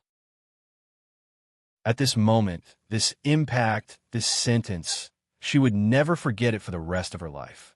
Only his voice remained in her mind. Before she could reply, he said, Han Yunxi, please believe me. Han Yunxi, please believe me. Weren't these the same words he'd said to her in those 9 letters? How did he know she'd transmigrated? In his heart, Han Yunxi was the princess of Western Qin, and the princess of Western Qin was Han Yunxi. So his words, the pain of her first taste of sex, was instantly soothed by his gentle farewell. Han Yunxi hugged Long Fei Yi tightly, her chest full of words. But she didn't know what to say, so she only hugged and kissed him. Heaven and earth turned upside down as she kissed him, forgetting herself and herself. Long Fei, it's enough to hear your words. Following her kiss, he quickly turned the tables on her and began to move. As soon as he moved, she stopped in shock. She wanted to speak, but he didn't give her the chance. Pain, this is my punishment for you. After he said this, he finally could not control himself any longer and let go of all his forbearance. Hadn't she asked because she was suspicious? He didn't mind her suspicions, but he wanted to punish her. It really was a punishment. So ruthless, so ruthless. He didn't spare any energy to punish her again and again. Almost every part of his body was used to overturn her, making it impossible for Han Yunxi to ask any questions. The pain only lasted for a moment, leaving her with uncontrollable, unbearable screams. However, was he punishing her, or was he punishing himself? Her cries drove him crazy. Even after becoming one with her, he still felt that it wasn't enough. He still wasn't satisfied. Han Yunshi, Han Yunshi, just how can I have you? This crown prince really wants to eat you up, not even leaving a bone behind. His rhythm became more and more ruthless, faster and faster. Sweat slowly flowed down his resolute face and dripped onto her face. She looked at his sweaty appearance, his crazy appearance, his wild and handsome face, and suddenly smiled. At this time, she could still look at him in a daze. Should he laugh or cry? Han Yunshi. He was dissatisfied, and she murmured, enjoying it very much. He suddenly became ruthless, and Han Yunshi immediately began to tremble all over. Long Fei. Before she could say anything, under his fierce charge, her words turned into the most moving song. Han Yunshi was intoxicated by his love. In the end, she couldn't control herself and exclaimed, I love you. After 4 years as husband and wife, they finally did it today. It could be said that it was intense. Fortunately, Long Fei Ye's personal carriage was spacious and sturdy enough. Fortunately, the hidden guards had all retreated far away and couldn't hear anything about Dongjing. Outside the carriage, the moon was bright and the stars were sparse. The autumn air was refreshing and the forest was quiet. Inside the carriage, it was like a soft hibiscus, boundless spring. After the fierce battle, he and she didn't have time to clean up the mess. She lay on his chest, feeling the rise and fall of his breathing. He held her with one hand and gently stroked her bangs with the other. He temporarily forgot everything, and the hand holding her gradually became restless. She clearly didn't have any strength left, and her eyelids were fighting. She could fall asleep if she closed her eyes, but she forced herself to stay awake. She didn't want to miss this warm and beautiful moment. However, Han Yunchi soon found that she was wrong. This wasn't a warm and beautiful moment at all. Long Fei Yi was a wolf, and a fierce one at that. He was a wolf that had been hungry for many years. Once he ate, how could he be so easy to deal with? He was very picky about his prey, and once he picked one, his appetite would be astonishing. As a matter of fact, his restless hand had already started to tease Han Yunchi's sensitive spot. Yi. Han Yunchi pouted. What did you call me? Long Fei Yi smiled. Han Yunchi immediately didn't answer and buried her head. Long Fei Ye's mouth hooked up into a beautiful smile, and his big hand reached down naughtily. Han Yunchi was startled and avoided him. That's enough. Not enough. He held her with one hand and pressed her down again. He stubbornly and mischievously asked, What did you call me? Han Yunchi's face turned red. Why did she say it so smoothly just now? She called him that when she was at her most unruly, and it constantly reminded her of everything that had just happened. Tell me, what did you call me? He pressed closer and threatened naughtily. She turned her head away, but he pressed his ear against her and stubbornly asked, What did you call me? Yi. Yi. She called softly. Her voice was like a magic spell that easily evoked his naughty side. Soon, Han Yunchi felt Long Fei Ye's naughtiness again. She was tormented by him until she almost fainted. In the end, she nestled in his arms and didn't even have the strength to speak. Long Fei Yi was still not satisfied. He couldn't wait to take this woman away. However, she was not only his woman, but also the princess of Western Qin. Today, they still had important matters to discuss. Long Fei Yi gently caressed Han Yunchi's little face and quietly waited for her to wake up. At this moment, Ning Cheng was still at the bottom of the abyss, looking for someone like a madman. Chapter 841. In the period before dawn, there was no moonlight and the sun had yet to rise. It was the darkest time in the world.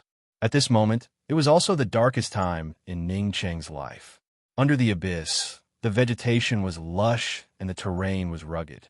It was so dark that one couldn't even see their own fingers. They could only barely see a small area with the help of torches. Ning Cheng had already lost his mind and even forgot to look for reinforcements. Only a few imperial bodyguards chased after him and frantically searched with him. He didn't know when it started, but he stopped calling her princess and started calling her Han Yunshi. Princess was his mission and the D clan's mission. Han Yunshi was only Han Yunshi, a woman. Deep in his heart, he was more worried about Han Yunshi than Western Qin princess.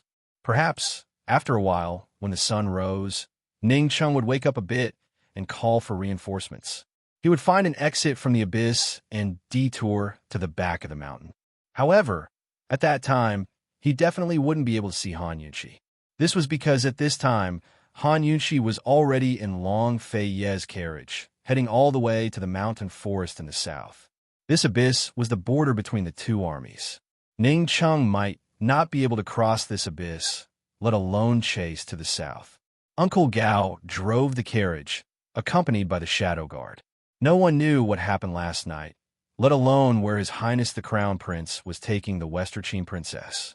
They could only obey orders. Inside the carriage, Han Yunshi was nestled in Long Fei's arms as she slept. She could faintly feel someone tickling her, so she waved him away. But Long Fei caught her hand and kissed it lightly. She was so tired that her mind was blank. She didn't have time to think. In short, she was familiar with this embrace and the surrounding atmosphere. She could sleep peacefully. She turned over and laid down on the spacious and comfortable couch. She hugged a pillow and continued to sleep. Just like before, as long as he was by her side, she could sleep peacefully until dawn. She hadn't felt this way for a long time. However, things were different now. To be exact, this man was no longer the same as before. Gradually, Han Yunshi began to feel an itch spreading from her legs to her body. She waved a hand to block it, but it didn't hit anything. As soon as she dropped her hand, the itch returned. She drew back her beautiful legs and looked up. Only then did she realize that she was still naked, the same as last night. Her well-proportioned, snow-white legs were casually curled up, languid yet sexy. Long Fei was playfully caressing her legs. She hurriedly grabbed a piece of clothing to cover her body and kicked him lightly. "Enough," she said coquettishly. The tip of his tongue lightly touched the corner of his mouth. His smile was especially wicked, especially naughty, and also especially satisfied. He didn't bully her anymore. Instead, he lazily leaned back on the high pillow and ordered her, "Come here." She was about to walk over when she inadvertently glanced at him. She suddenly realized that his good figure was exposed right in front of her eyes.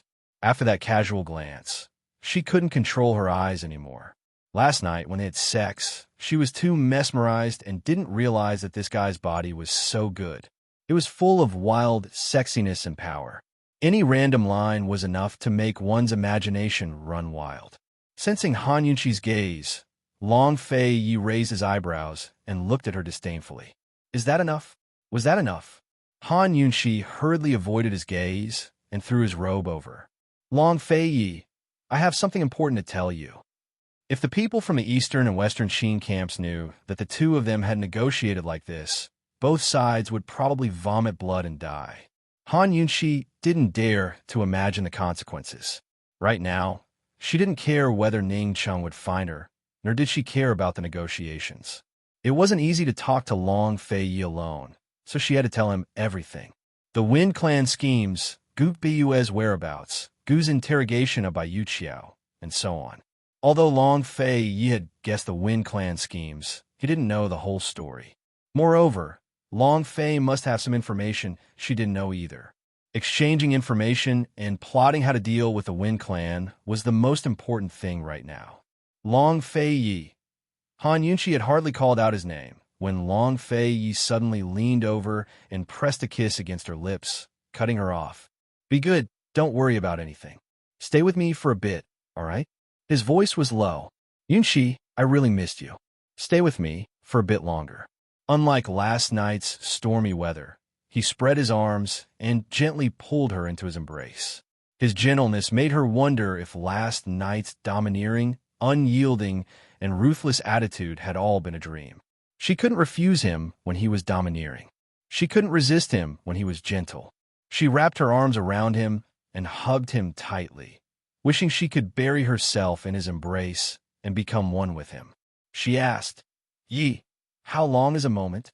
A lifetime?" "Forever and ever. Is that all right?" he asked back in a low voice. "That's fine," she smiled faintly. In this moment, there was no status, no hatred, no past, and no future. There was only the present and the two of them. Yunshi, his voice was soft, but it revealed that he couldn't help himself. She murmured back, hiding a trace of anticipation. He fell silent. "Speak." She felt that he had something to say. Yunshi, his voice was as gentle as water, almost melting her heart. "Yi, I'm here," she replied impatiently. He was still silent for a long time. She looked up at him. "Yi, what do you want to say?" "My heart likes you."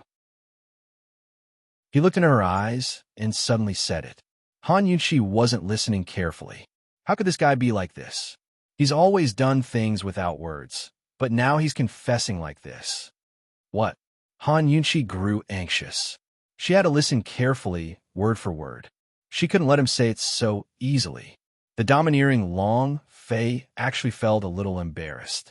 He raised his voice and laughed before grabbing Han Yunshi's head and pressing her against his chest. Han Yunshi didn't let him go. She struggled up from his chest and followed his gaze. "Long Fei, what did you say just then?" "I didn't hear you."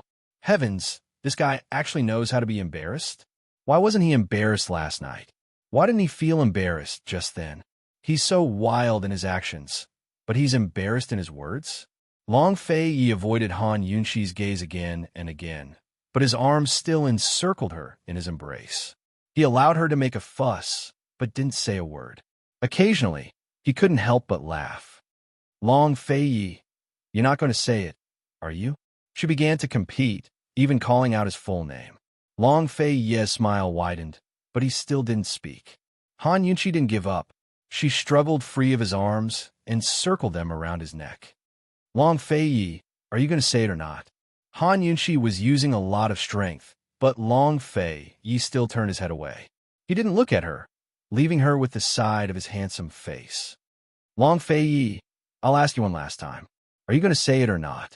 Han Yunshi's voice was very loud. Add to that her struggles, and her movements weren't quiet. Uncle Gao, who had been eavesdropping, finally heard something. He was conflicted. What exactly did the Western Qin princess ask the crown prince to say? Were the two of them really negotiating? What were they talking about? Long Fei definitely enjoyed Han Yunshi's movements as she clung to him. He kept smiling and didn't say a word. Finally, Han Yunshi let go of him and said in a low voice, "You're not going to say it, are you?" This time, Long Fei turned around and taunted her arrogantly. "If I'm not going to say it, then what?" Han Yunshi slowly narrowed her eyes with a dangerous expression. She curled her finger and motioned for Long Fei to come closer. What could this woman do to him? Long Fei immediately came closer. Unexpectedly, Han Yunshi tiptoed and whispered into his ear, "If you're not going to say it, I'll say it. Long Fei, I love you very much." Long Fei gave a start before his lips curved into a mesmerizing smile. He wrapped an arm around Han Yunshi's waist and pulled her closer. He was practically biting her ear as he said word by word, "Han Yunshi, my heart loves you." "Say it one more time." Han Yunshi wasn't satisfied at all. Long Fei simply hugged her and confessed again and again by her ear, repeating his love over and over again. If the infatuated women of Cloud Realm Continent knew that the coldest and most taciturn ruler of Cloud Realm Continent, Long Fei, could speak so tenderly, what would they think? Unfortunately, he only treated Han Yunshi this way. Soon enough, the carriage came to a stop. Uncle Gao obeyed His Highness Crown Prince's orders and followed the path south. He had no idea where His Highness was going, but stopped when he saw a natural hot spring blocking the way. "Your Highness, there's a hot spring blocking the way ahead. Should we change the route?" Uncle Gao asked in a low voice. "No need." Long Fei's clear voice came from inside the carriage. "Your lordship wants to take a bath. Send orders to wait 1 li away. Without orders, no one is allowed to approach." At these words, Han Yunshi glared at him while Uncle Gao gaped. If Uncle Gao still couldn't guess what was going on, then he'd be the one who'd taken care of this carriage for years. Even though Uncle Gao was filled with doubts, shock, and even dissatisfaction, he still respectfully carried out the order and split the shadow guards into different groups to stand guard in all directions. Long Fei Yi wrapped himself in a loose outer robe and got off the carriage to reach out for Han Yunxi. Seeing that Han Yunxi didn't move for a long time, he looked over and saw that this woman was like a frightened rabbit. Wrapped in his loose inner robe, she was nestled in the carriage with a terrified expression. "Do you want me to carry you down?" Long Fei Yi asked. "You go ahead and take a bath. I'll wait for you," Han Yunxi answered. "With the guards guarding, no one will be able to spy on us. Don't worry," Long Fei Yi said seriously. Han Yunxi wasn't worried about this. She was worried about something else. Unexpectedly, Long Fei Yi frowned and asked, "You're sweating all over. Don't you think it's dirty?" "All right." She admitted that she had misunderstood. "After you're clean, let's get down to business," Long Fei Yi said seriously. Han Yunxi was even more certain that she'd misunderstood. What happened last night seemed to be a matter of course. He didn't mention it, so she didn't say anything either. Only then did Han Yunxi reach out to Long Fei Yi. With a tug, he pulled her over and carried her off the carriage. It had to be said that they were really sweaty. Their bodies were sticky and in urgent need of cleaning. Even though they had been thoroughly scrutinized last night, Han Yunxi was still shy when faced with his sparkling eyes. She hurriedly hid in the water. Long Fei Yi squatted by the side of the pool. His robe was loose, and he looked casual and lazy. Under the rays of the rising sun, his entire person seemed to be covered in a layer of faint golden light. He looked noble and sacred. Looking at him was definitely the most beautiful enjoyment in the world. Han Yunxi's body was sore from last night's torment. Soaking the hot spring pool, she finally felt a little better. Long Fei Yi allowed her to look. A mischievous smile flitted across his lips, but he suddenly splashed water on her face. Han Yunxi was focused on splashing the water. When she was clean, she opened her eyes and didn't see Long Fei Yi. Where is he? Chapter 842. In such a short time, Long Fei Yi had actually disappeared. Han Yunxi had been busy with the water and didn't notice the sound of water. She turned back to look at the surface of the pool and saw a few ripples. She didn't know if they were left behind when Long Fei Yi entered the pool or if they were blown by the wind. She couldn't guarantee anything else. However, she was soaking naked in this pool. She absolutely believed that Long Fei Yi wouldn't disappear without a sound. With his personality, even if he hated her, he would still be petty, jealous, and ask her to be absolutely conservative. That guy must be playing with her. Han Yunxi wasn't anxious. She had just had a taste of sex and had been punished so ruthlessly by him. Moreover, it was twice. Her bones were about to fall apart, especially below her waist, which was even more indescribably sore. Earlier in the carriage, she was so focused on talking to him that she forgot about the pain. Now that she was soaking in the hot spring, her entire body relaxed, and she actually felt uncomfortable. She raised her arm. Sure enough, that cinnabar red mark had already disappeared. This cinnabar red mark was too important to an unmarried woman. It directly affected her lifetime happiness. But for her, it was a different kind of objection. Its disappearance meant that she had officially become Long Fei Yi's woman. Han Yunxi was completely satisfied. She turned around and lay on the side of the pool, slowly closing her eyes. She clearly wanted a rest, but last night's events unconsciously surfaced in her mind. It was all his fault. The corner of her mouth unconsciously rose as she snickered mischievously. Right at this moment, there was a sudden splash, and a tall figure jumped out from the water behind her. Han Yunxi wasn't surprised at all and continued to lie on the side of the pool lazily. Other than Long Fei Yi, who else could it be? Long Fei Yi's refined upper body was covered with water droplets. His bronze skin and the intricate scars on his back didn't appear sinister. Instead, there was an indescribable sense of wildness and sex. He hugged Han Yunxi from behind and buried his head in her shoulder as he asked in a low voice, "I disappeared. You didn't look for me?" Han Yunxi still had her eyes closed lazily. Aren't you here now? In other words, there was no need for her to look for him. He would come out obediently. As soon as she finished speaking, the arm around her waist immediately tightened. It hurts. She pouted coquettishly. She hadn't recovered yet. It really hurt. He immediately let go of her, but subconsciously hugged her gently. After a while, he said in a low voice, "Last night." Han Yunxi immediately opened her eyes. Long Fei paused for a while before asking in a low voice, "Does it still hurt?" She didn't answer. He asked. She almost buried her face in the water.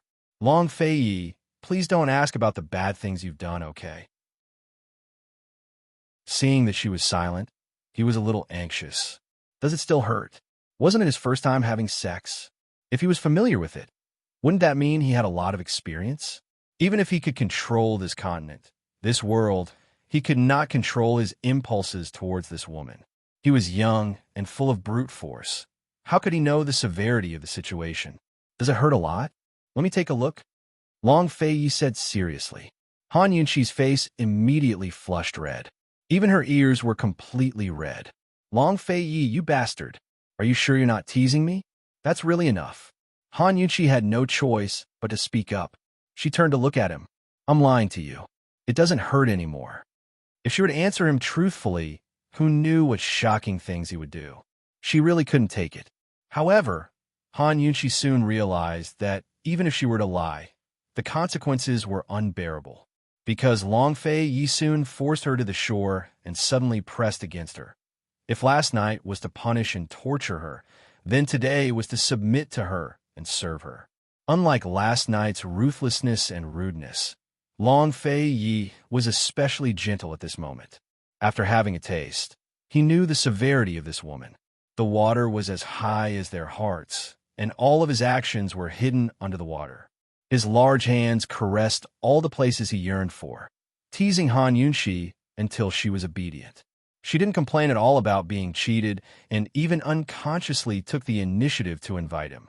Just when she couldn't help but call him Yi again, he became ruthless and fiercely loved her. He didn't stop for a long time. In the early autumn morning, in the quiet mountain forest, in the misty pool, the endless entanglement was faintly discernible, rising and falling with the waves. Before Han Yunxi was tormented until she fainted, she finally understood that even his gentleness was more unbearable than his ruthlessness. She couldn't stop even if she wanted to. Other than the first time, Han Yunxi probably didn't have the chance to be distracted again, let alone have the energy to smile. She felt that she was about to die, so happy that she died. In a daze, Han Yunxi faintly heard Long Fei say, "The side of the pool is cold. Go to the middle of the pool, the water there is warm." And she was pulled into the pool by him. This warmth, coupled with the cool morning air, was extremely comfortable. Han Yunxi leaned on Long Fei's body. Her whole body went limp, and she finally fainted completely. The soreness and exhaustion in her body also gradually disappeared. When Han Yunxi woke up, she was already clean and neatly dressed in the carriage. Meanwhile, Long Fei was dressed in black robes as he sat on one side, engrossed in reading the secret missive. How could there be such a man? He was like a wolf and a tiger, but he was also cold and pure. In a daze, Han Yunxi returned to the past, as if nothing had happened last night and this morning. However, the marks and scent he had left on her body were so real. He knew when she moved. He looked up and rubbed her bangs, asking, "You're awake?" She nodded, looking at him and then at herself. Forget it. It was unnecessary to ask. In this wilderness, other than himself, who else would he allow to serve her and dress her? She was only glad that she had fainted. Otherwise, how could she face him? Han Yunxi did not ask, but Long Fei suddenly said. He was serious and a little unhappy. "I helped you dress, Han Yunxi. You've lost weight." She was stunned, and all her shyness was suddenly replaced by heartache. After a while, she muttered, "You've lost weight too." Both of them had indeed lost a lot of weight. He did not answer, put away the secret letter, and made tea in silence. She glanced out the window. It was already evening when they returned to the hillside. After indulging, it was finally time to talk about business. He and she both carried responsibilities on their shoulders, carrying the hope of a group of people for a lifetime. Not to mention other things, just for Gu Beiwei, who was still in by Yanqing's hands, they could not be willful and let go of everything. He could take her away immediately and fly far away. She could also go with him unconditionally. From then on, they would be immortal companions and never be separated. However, she knew that he would not, and he also knew that she would not. She also knew that he was different from Gu, who talked about taking her to the ends of the earth every day. He had a big heart. He did not belong to the martial arts world, but to the imperial court. They had a tacit understanding and knew that it was time to talk about business. Once they finished talking about business, it meant that they would have to separate again. Han Yunxi was waiting. However, after waiting for a long time, Long Fei Yi did not say a word. What should he say? Should he tell her that he would definitely destroy Ning Cheng and the Western Qin army? Should he tell her that besides her, he would leave no one else in the Western Qin camp alive? As the Western Qin princess, what was she supposed to do? Watch as the loyal and devoted soldiers of Western Qin died in battle for Western Qin, while she had illicit relations with him. Because he didn't know what to do, he couldn't even find a way to compromise. That was why he had kept her identity a secret. After a while, Long Fei Yi spoke up. Yunxi, I can only give you one path.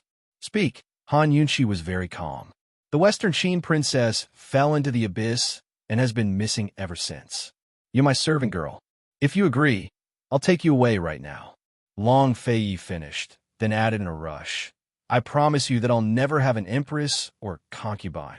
So after taking care of the Wen clan, you'll destroy the Western Qin army? Han Yunxi asked. Yes, Long Fei Yi replied without hesitation. Now that things had come to this, he had no other choice.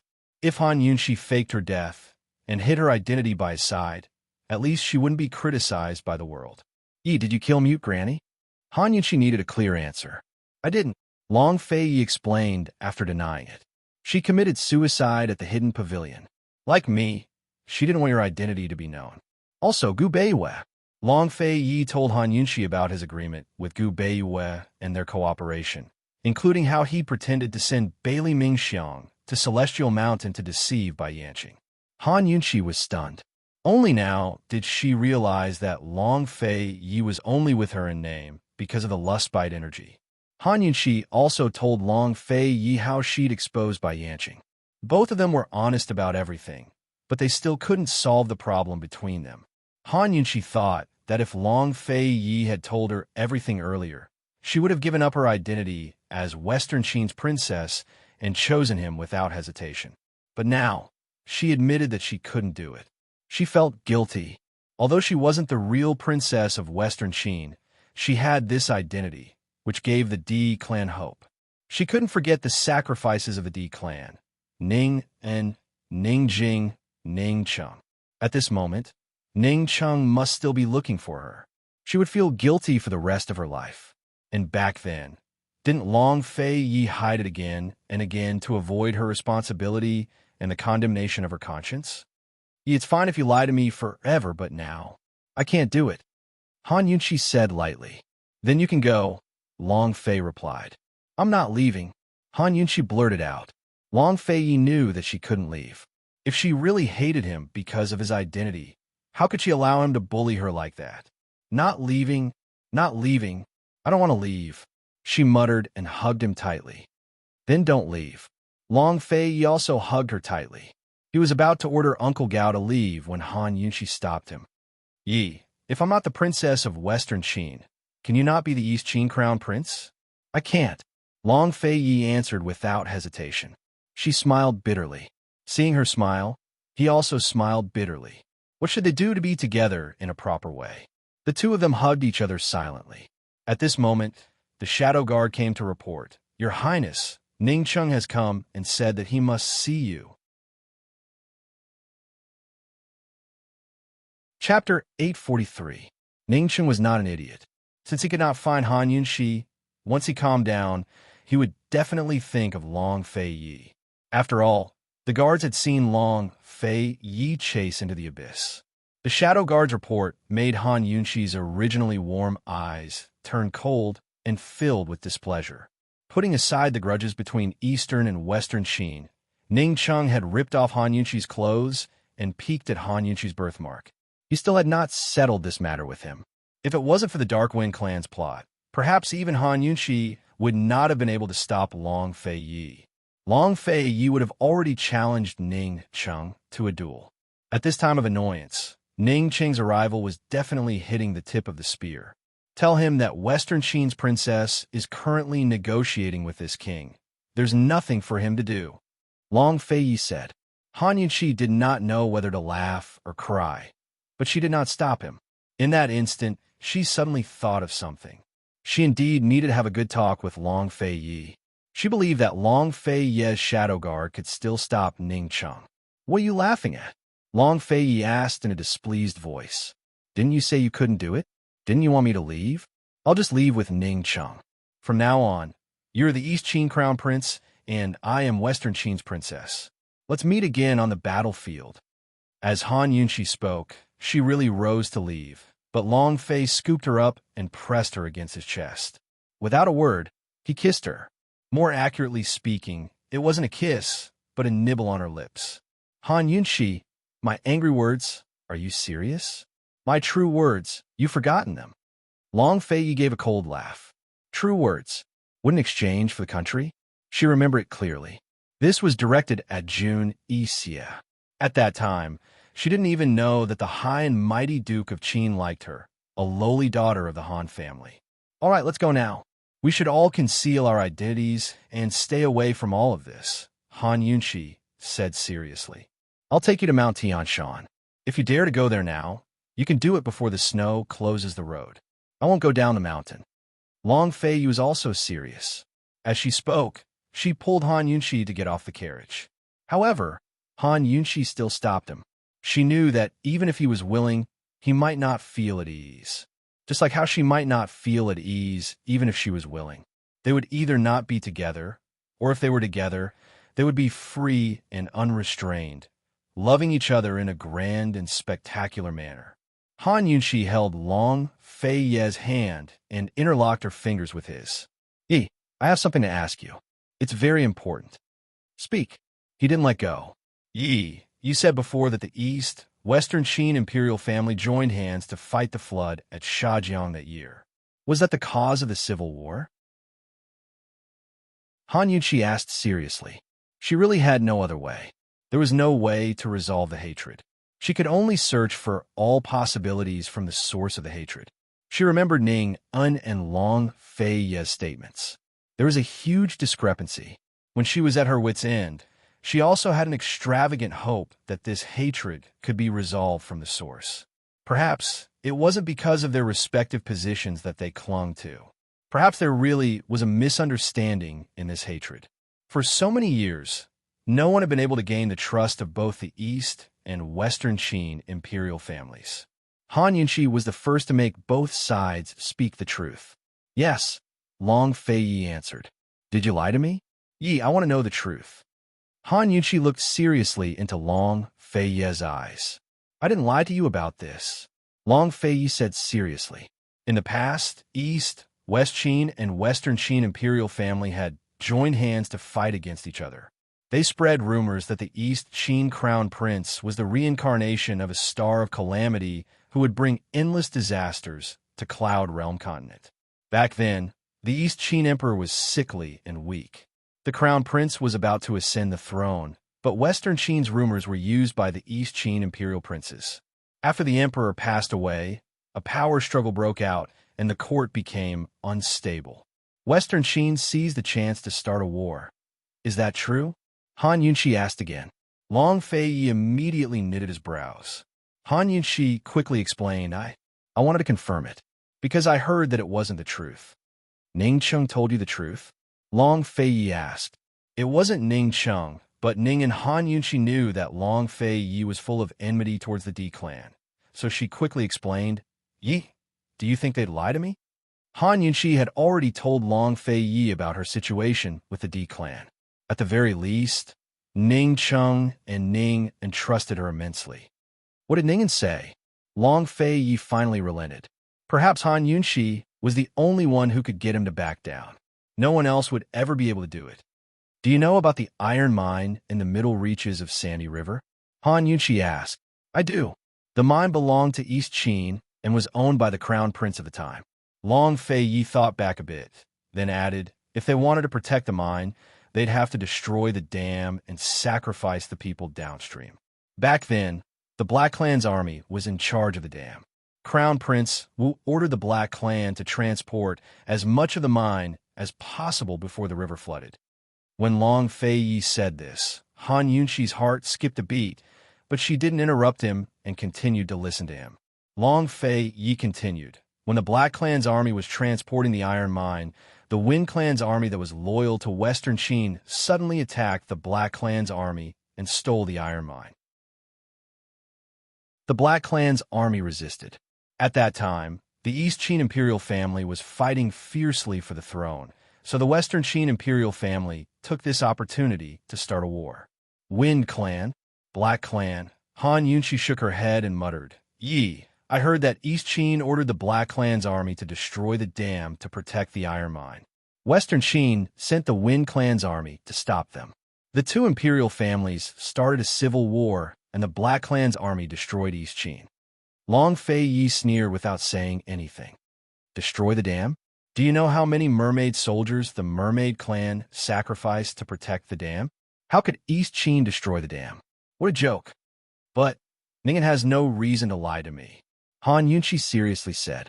The D Clan was tricked. That is not impossible. Long Fei Yi said. When these words were said, the two of them were suddenly stunned. Wind Clan. Han Yunxi cried out in shock. Wind Clan. Long Fei Yi slowly narrowed his eyes. In the past, the Western Qin imperial family had given the matter of fighting the flood to the Wind Clan. Whether the Black Clan's army protected the dam or destroyed the dam, that was up to the Wind Clan. The Wind Clan's betrayal of the Western Qin imperial family, and by Yanqing's ambition. The Wind Clan deceiving the two imperial families was possible. There was no need to explain. The two of them could see the suspicion in each other's eyes. Long Fei Yi thought for a bit before saying cold, It seems like there's a need to have a good talk with Bai Yanqing. If he had to choose between Han Yunxi has no status and forever hostile, he could only choose the former. He could not tolerate the latter. However, if there was a third choice, even if there was only a slight possibility, he was willing to temporarily put down his hatred for the woman in front of him and explore this possibility. Bai Yanqing was the key. Although she knew she was suspicious, Han Yunxi could not help feeling happy. She could finally see hope. She even had a little selfish thought in her heart. She thought that even if the truth was not what she and Long Fei Yi guessed, she still wanted to make this guess true. Those grudges had been around for several generations. If they kept entangling and taking revenge, when would it end? Why not give the Eastern and Western Qin imperial family a chance to let go, and also give her and Long Fei Yi a chance to be together? Yi, let's figure out everything and then make a choice, all right? Han Yunxi asked seriously. All right. Long Fei Yi did not hesitate and agreed decisively. He and Han Yunxi were the same. Her sense of responsibility, her conscience, and her dilemma were all things that he'd experienced. It was because he understood and endured it that he lied to her in the beginning. Bai Yanqing, since you exposed this prince's lie, you must take responsibility for this lie. Long Fei Yi secretly swore that he must make Bai Yanqing pay the price. Seeing a glimmer of hope, the heavy atmosphere between the two eased up quite a bit. Han Yunxi personally poured a cup of tea for Long Fei Yi and smiled at him. He looked at Han Yunxi's sweet smile. He suddenly had a selfish thought and thought of a way out. It was also the biggest concession he made for Han Yunxi. He thought that no matter what he learned from Bai Yanqing, no matter what the truth was, even if there was no misunderstanding between the East and Western Qin and only hatred, he was willing to treat this hatred as a misunderstanding and dissolve it. So, no matter what, he had to catch Bai Yanqing before Ningcheng. Long Fei Yi thought of a person, Gu Beiwei. Seeing Long Fei Yi's tense face, Han Yunxi couldn't help scratching him, Smile. We have a way. Long Fei couldn't help smiling as he rubbed Han Yunqi's bangs. I know. Very soon, Han Yunqi and Long Fei discussed all the details of the ceasefire, including the reason for the ceasefire, the time, the restrictions on both sides, and even how to deal with by yanching together. Just as they finished talking, the Shadow Guard came to report, "Your Highness, Ning Cheng has brought a few bodyguards and is coming." "Let Su Donglin go," Long Fei said. Han Yunqi hesitated for a moment, but still stopped him. "You see you next time?" She had been here for too long. If she stayed any longer, how could she convince Ning Cheng that she was saved by Long Fei and that she could negotiate cooperation with Long Fei? Before they caught the Feng clan and restrained Jun Xie's cavalry, they could only and must remain in their original state. Of course, Han Yunqi wouldn't tell Ning Cheng that she had settled all the details of the cooperation in one go. If everything was settled, what reason would she have to see Long Fei? Long Fei knew the stakes of the matter better than Han Yunqi. But in the end, he couldn't bear to let go. In the end, Han Yunqi broke free from his hand and jumped out of the carriage. As soon as she got out, Long Fei pulled her again. "Come up. I'll take you there." "No." Han Yunqi immediately refused. She was afraid that she would hesitate and be reluctant and give herself away too much. See you next time." She walked forward decisively, but after a few steps, her pace gradually slowed down. Finally, she stopped and looked back. Long Fei was standing beside the carriage, looking at her. They stared at each other. How could he be reluctant to part with her? After a long silence, Long Fei finally opened his mouth and said, "Han Yunqi, why aren't you leaving?" Han Yunqi could still hold it in, but when she heard this familiar sentence, her strength suddenly collapsed. In the past, every time he left first, he would look back at her and ask her, "Han Yunqi, why aren't you leaving?" No matter how far it was, he would wait for her. She would run over and return to his side. But now it was such a scene. Looking at Long Fei's cold and solemn expression, Han Yunqi's eyes reddened. She suddenly ran towards him and stopped in front of him. Long Fei was helpless and hugged her. "Let me send you there." Chapter 844. Han Yunqi finally returned to the carriage. It was at this time that she realized she wasn't strong at all. She wasn't decisive at all. She returned to her familiar position and leaned on Long Fei's shoulder. She suddenly wanted to be willful and go back with Long Fei like this. What East Qin, Western Qin, what national enmity, what family hatred, what responsibility, what conscience, all of that should scram. The carriage quickly headed north. Long Fei sat there without saying a word. Han Yunqi hoped he would say something. She secretly glanced at him and saw that he was expressionless. She gritted her teeth and swallowed the words she wanted to say back into her stomach. She leaned on his shoulder and held his arm, interlocking her fingers with his. After being silent for a while, Han Yunqi finally couldn't take it anymore. She deliberately held his arm very tightly, wanting Long Fei to speak. However, he didn't seem to feel any pain and remained indifferent. She clearly knew she couldn't stay, but she couldn't help wanting to stay. She clearly knew it was useless to say anything, but she really wanted him to say something.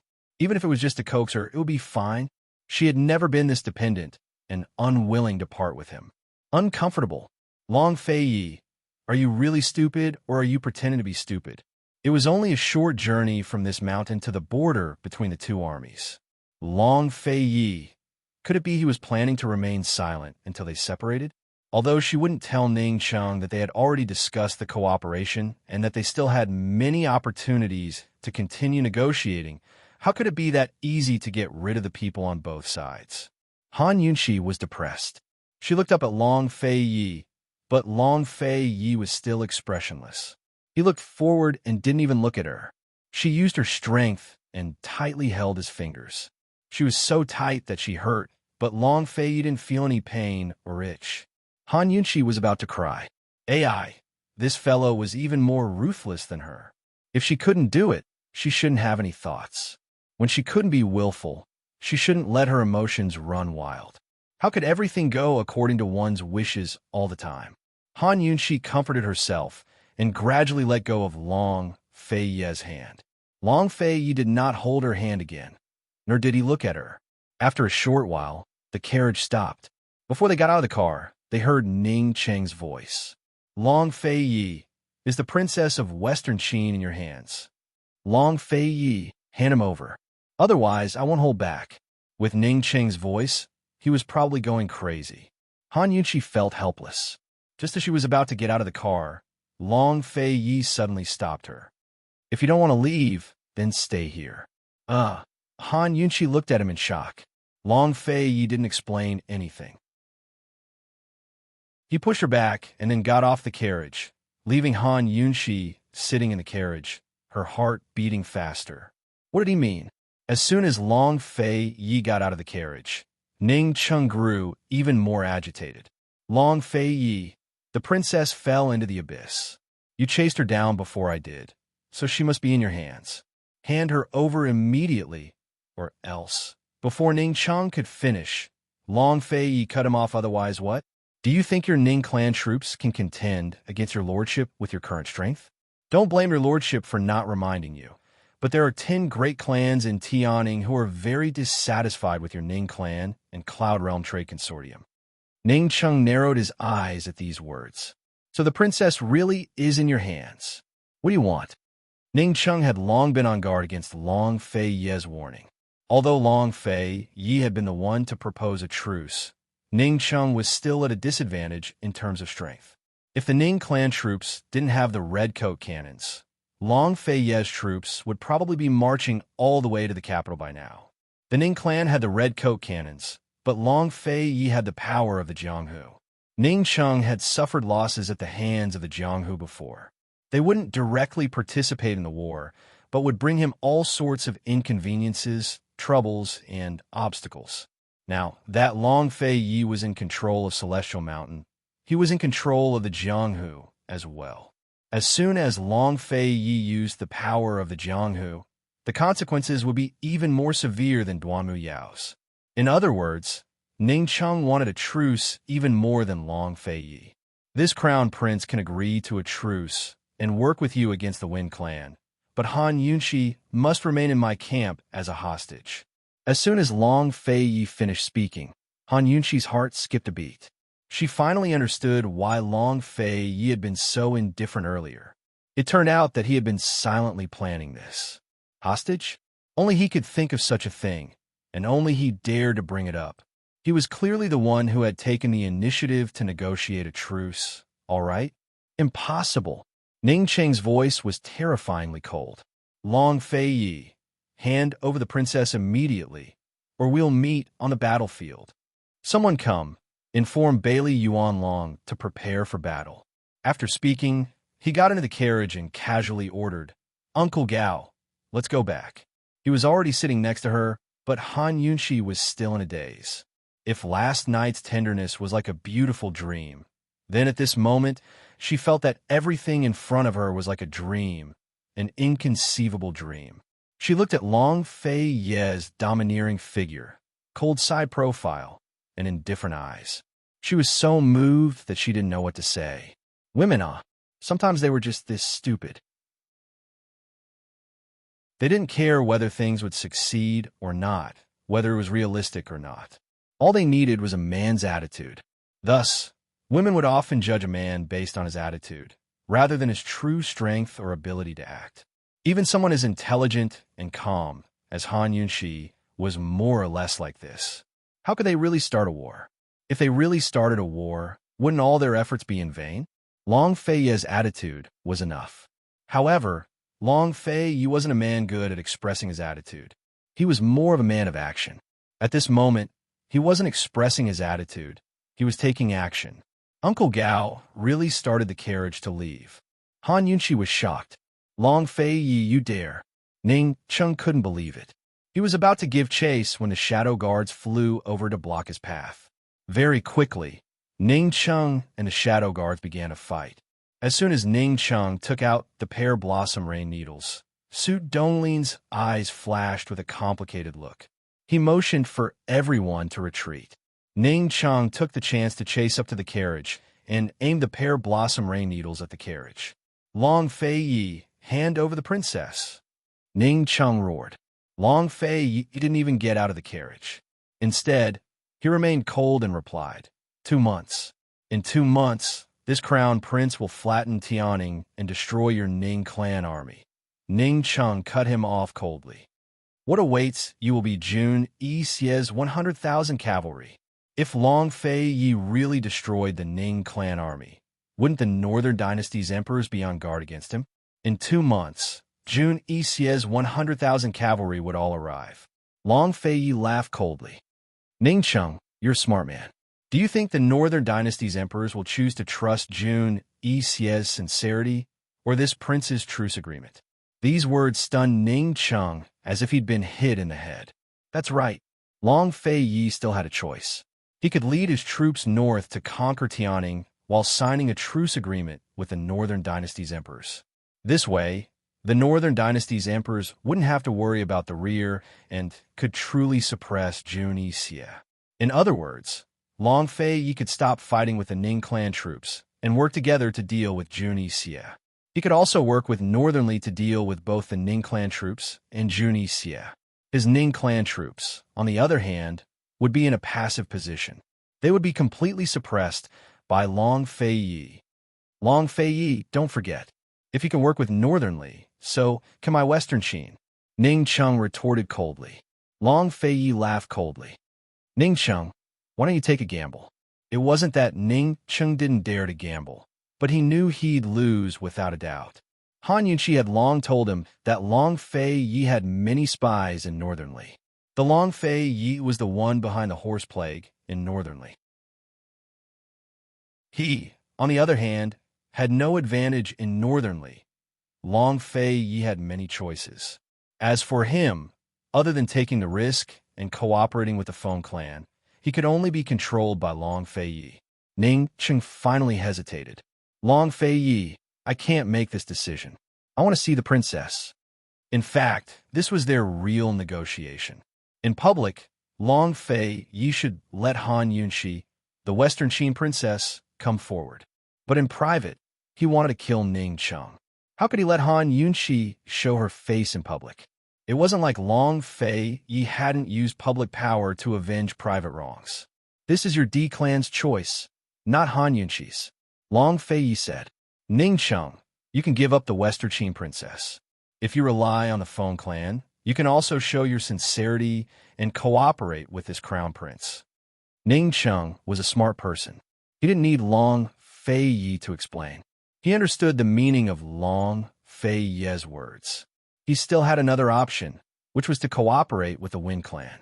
However, cooperating with the Wen clan meant betraying the West Qin imperial family along with the Wen clan. In that case, it didn't matter to him who had the princess. If he chose to cooperate with Long Fei Yi and agreed to take the princess as a hostage, it would be the sincerity that Long Fei Yi wanted. Or it could be said that he wanted to restrain him. Ning Chung would never choose the former, but he was even more unwilling to choose the latter.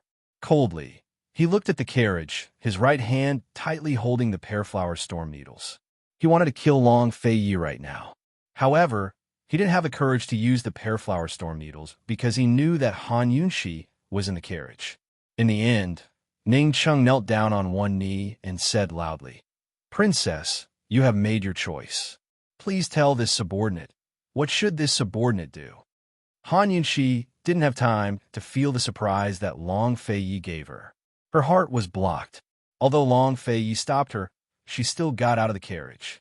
Although Ning Chung didn't know what was going on between her and Long Fei Yi, since he said so, she couldn't stay silent anymore. She at least had to give Ning Chung an explanation, a reason to be relieved. Han Yunqi got out of the carriage, and Long Fei Yi followed closely behind. When Ning Chung saw Han Yunqi, his dim eyes suddenly lit up. He looked at Han Yunqi from head to toe. Your Highness, are you well? I'm fine. Long Fei Yi saved me. I've already made a deal with him. I'll be a hostage. Western Qin will spare no effort to deal with the Feng clan and Northern Li together. Han Yunqi said seriously, Princess, how can you believe Long Fei Yi's words? As Ning Chung spoke, he knelt down on the other knee and kowtowed with the head that he had been proud of for more than 20 years. Your Highness, please reconsider. Seeing Ning Chung like this, how could Han Yunshi not feel guilty? Guilty? Regardless of right or wrong, regardless of the future, right now, her actions were trampling on Ning Cheng's loyalty. Ning Jing's words rang in her ears again. Han Yunshi, even if it's you, you can't trample on the D clan's loyalty and honor. Han Yunshi didn't say anything for a long time. Long Fei glanced at her and casually threw something to Ning Chung. Take it. This is this crown prince's sincerity. Chapter 845. Ning Chung caught the thing that Long Fei threw over. When he opened it, his expression changed. When Han Yunshi saw it, her heart trembled in fear. This thing was none other than the East Qin Imperial Jade Seal. Long Fei was using the East Qin Imperial Jade Seal to trade for her. So domineering and so decisive. What truth or lie was no longer important. Actions were the final result and determined everything. From the moment Long Fei decided to keep her, he had already made a choice between her and his national enmity. He chose the latter. So he put down his hatred for the D clan and showed his sincerity in cooperating. Not to mention what path East and Western Qin would take after dealing with the Feng clan, whether it would be reconciliation or an even more intense battle. At least now, Long Fei had taken the first step. Seeing such a domineering and decisive Long Fei, Han Yunshi really wished that she was the real Western Qin princess, a Western Qin princess with great power. Just like him, she could be willful, dictatorial, domineering, and spectacular. However, even though she was the princess of Western Qin, she was still under Ning Cheng's control, wasn't she? Ning Cheng suddenly stood up and asked Long Fei why. The Imperial Jade Seal in his hand was heavy and real. It couldn't be fake. Ning Cheng couldn't understand. Since Long Fei had so many choices, why did he choose to cooperate with Western Qin and show such sincerity? A trace of worry slowly rose in Ning Cheng's heart. Before he could confirm it, Long Fei gave him the answer. Because this prince wants her. It was just one sentence. It was so simple, so direct, and so domineering. Ning Cheng was stunned, and so was Han Yunshi. She never thought that Long Fei would reveal everything. She had spent a lot of effort to win Ning Cheng's trust. As for Long Fei himself, the pressure on him in the East Qin camp was not small. How could he? Before Han Yunshi could regain her senses, Long Fei had already held her hand. Ning Chung, is this reason enough? Ning Chung had no time to care about Long Fei. He looked at Han Yunshi with a frown. His eyes were full of questions, but no one saw the pain hidden behind his questioning. At this moment, no one could see the pain in his left hand. Long Fei's heavy sincerity had helped Han Yunshi repay the guilt she felt towards Western Qin and the D clan. She had lied to Ning Chung, but Long Fei had not. Han Yunshi magnanimously replied to Ning Chung, I love him. Ning Cheng's right hand cracked as he clenched it. A trace of hatred flashed in his eyes. Han Yunshi, don't forget your oath. I will remember. Even if I love him, I will not betray Western Qin. Han Yunshi coldly said. You've already betrayed him. Ning Chung angrily said. I haven't. Han Yunshi sternly denied. Ning Chung, you should know better than me that Western Qin has no other choice. They can only stop the war and cooperate with Long Fei. Ning Chung began to laugh. Han Yunshi, have you ever thought that if the Feng clan is destroyed, Northernly will fall into Long Fei's hands? You can't be naive enough to think that Western Qin can survive, right? Long Fei, who had been silent the entire time, finally opened his mouth. He grabbed Ning Cheng's collar as he approached Han Yunshi. He coldly looked at him. Ning Chung, at that time, we can only rely on our own abilities. For the Feng clan, this prince is not yielding to you, but to Han Yunshi. Ning Chung swatted away Long Fei's hand. He coldly looked to Han Yunshi and sternly said, My Western Qin does not need this kind of yielding. Han Yunshi helplessly shook her head. Ning Cheng, then tell me, what should I do? She had to lead the Ning family's soldiers and fight to the death. She clearly knew that she would be destroyed, but she would be like moths to a flame. She had already sacrificed so many people. Was it still not enough? Was she going to take revenge generation after generation? What was it for? So what if she took revenge and restored her country? Would she be able to live in peace forever? East and West Qin were originally one and the same. They were originally one race, a glorious and powerful empire. Back then, whether it was a misunderstanding or hatred, could they really not be resolved? Could they not live and prosper together like they did in the past? Ning Cheng, do you really want me to lead all of Western Qin's loyalists into the fire pit, knowing that they will die one after another? Is this not considered letting them down? Han Yuchi questioned. At least we won't let down Western Qin. Ning Cheng coldly said. Aren't they Western Qin? Han Yunshi asked in disbelief. Ning Cheng, tell me, what is Western Qin? What is it? Is it you? Is it me? Is it the D clan? Is it the Shadow clan? Is it everyone? Or is it just a dream, an unreachable dream that must be sacrificed generation after generation? Ning Cheng, I'll go back with you now, but you have to tell me, where should Western Qin go from here? Western Qin, will there be a tomorrow? Han Yuchi's voice was choked with sobs. Ning Cheng was silent. Actually, he didn't know what to do.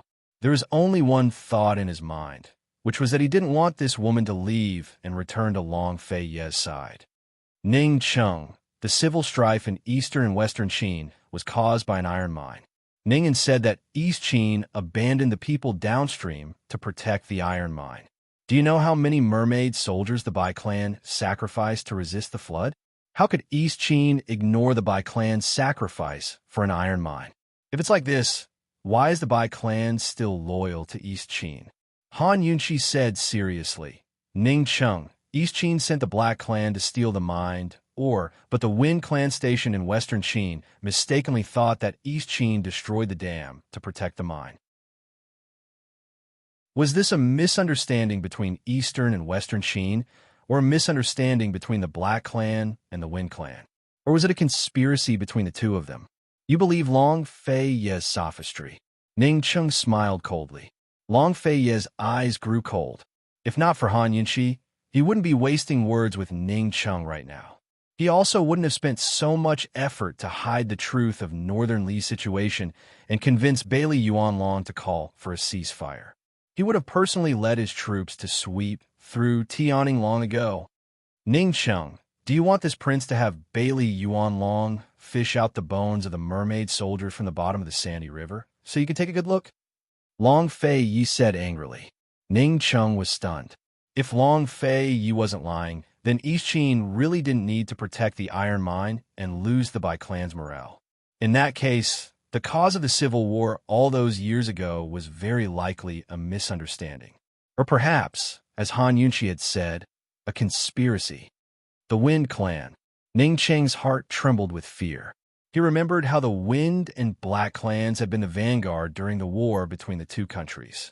The Wind clan had been routed one by one and was the main reason why the Western Qin Empire had been destroyed so quickly. After the Black clan had destroyed the Western Qin Empire, they had switched sides to East Qin not long after. The Black clan. Ning Cheng suddenly looked towards Long Fei Yi. Long Fei Yi's lips were curled into a cold smile. Whatever Ning Cheng had thought of, he had thought of as well. After a while, Ning Cheng was still angry. This is only your conjecture. Ning Cheng, this is only a conjecture, but it is also an opportunity. An opportunity to save everyone. Han Yunshi loudly said. Ning Cheng looked into Han Yunshi's eyes. He no longer called her princess and directly called her by her name. Han Yunshi, if the truth is hatred, what will you choose? Han Yunshi replied without hesitation. I will answer you when I know the truth. What if I want to know the answer now? Ning Cheng asked back. Han Yunshi laughed. Ning Cheng, Western Qin's princess, do I have the right to refuse you? Ning Cheng seemed to realize something and suddenly fell silent. Han Yunshi approached. Lung asked again, Ning Cheng, I will answer you now. I will go back with you now. Long Fei, you will still work with me to deal with the Phone Clan. After we destroy the Phone Clan, we will compete with Long Fei Yi for this world. It will depend on our own abilities. At this point, Ning Cheng and Long Fei Yi both looked over. However, Han Yunxi didn't finish her words. She continued, "But no matter who wins or loses, as long as I complete the princess's mission, I will still be with him unless I die, unless he doesn't want me anymore. So, no matter who wins or loses in the future, after everything is over, you and I will die together." If she won, Long Fei Yi would lose. If she lost, Long Fei Yi would win. No matter who won or lost, both of them would have a clear conscience for Eastern and Western Qin. Long Fei Yi had even taken out the Imperial Jade Seal. Why should she care so much? If that day really came, she would be willing to be nameless. As long as she could stay by his side, what harm was there? Long Fei Yi rubbed her bangs and smiled faintly. "You're not allowed to die. No matter who wins or loses, I will not abandon you. I will marry you again. Believe me." Ning Qing looked at them. His left hand was clearly in pain, but he still clenched it little by little. The more he clenched it, the more painful it became. "I believe you," Han Yunqi said. She broke free from Long Fei Ye's hand and stood in front of Ning Cheng. She said indifferently, "Let's go back." Long Fei Ye's eyes flashed with a trace of reluctance, but he didn't stop her. Although in the carriage, this woman had almost broken his hand, but in the end, she was still strong, stronger than he had imagined. She had to be resolute, decisive, straightforward, natural, and unrestrained. Han Yunxi had already taken several steps, but Ning Cheng still didn't leave. Finally, he said to Long Fei Yi, "No matter what, I will not cooperate with you. You and I will stop fighting. Against the Phone Clan, we will rely on our own abilities. I, the Princess of Western Qin, do not need you to give in." He caught up to Han Yunxi and stuffed the Imperial Jade Seal into her hands. "Cold," he said. "Han Yunxi, take it. After I destroy the Phone Clan, I will return it to Long Fei Yi. Remember to come back. I will wait for you to come back and fight side by side." Ning Cheng's stubbornness was infuriating. Ning Cheng's persistence was heartbreaking.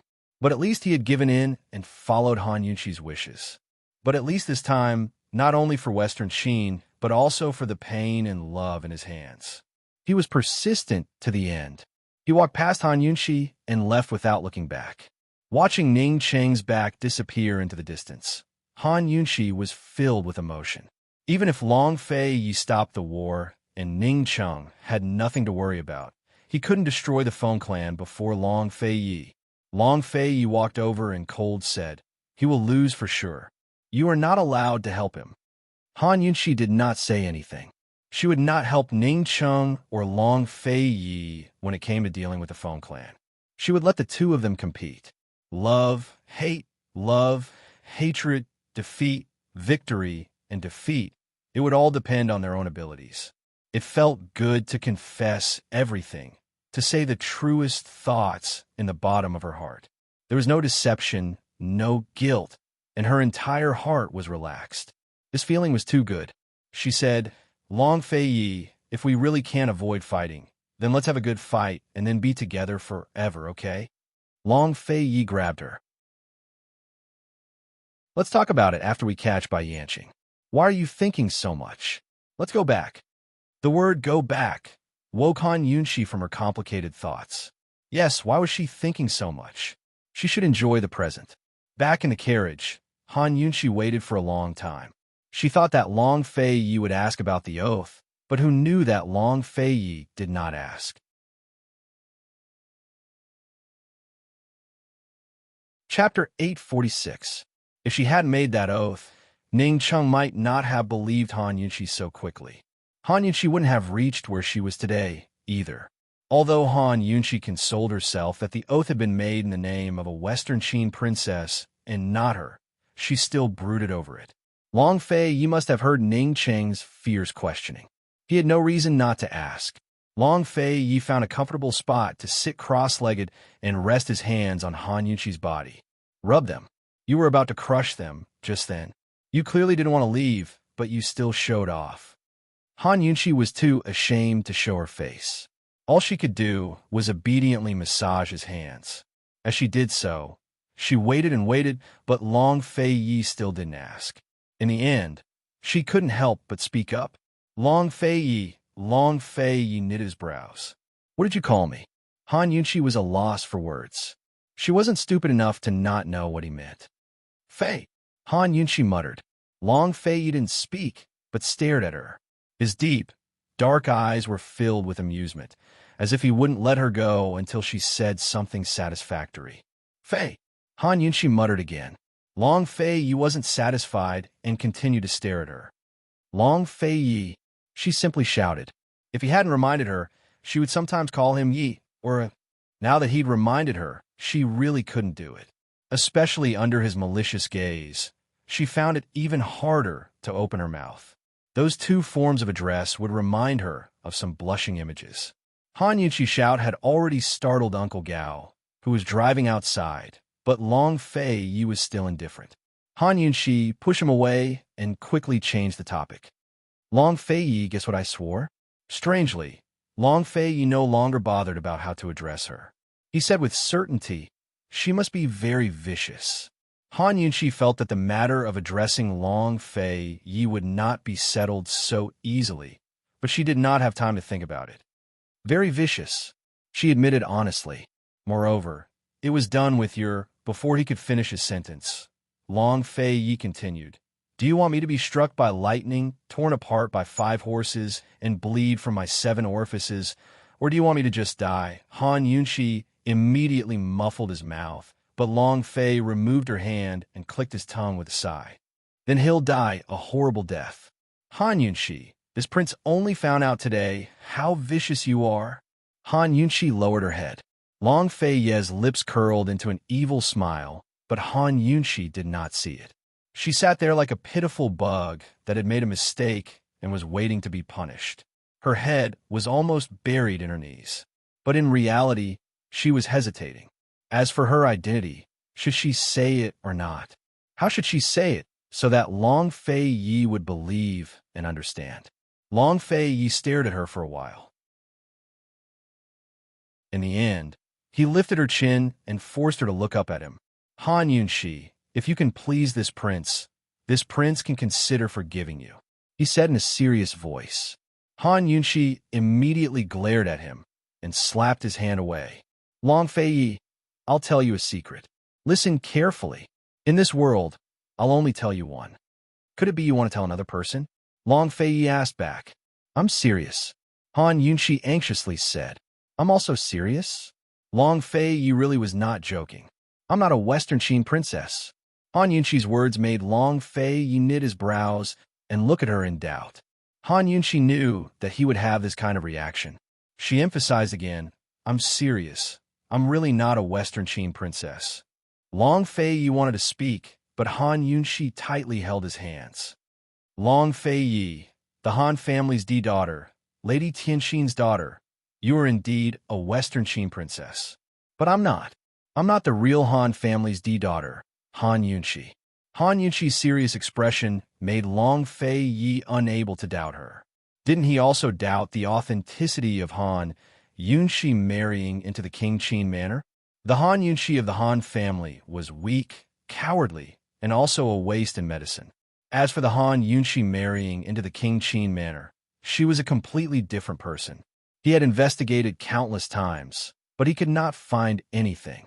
He had also questioned Han Yunshi, but Han Yunshi used her low-key nature as an excuse to evade him. "What is going on? Then who are you? Where did the real Han Yunshi go?"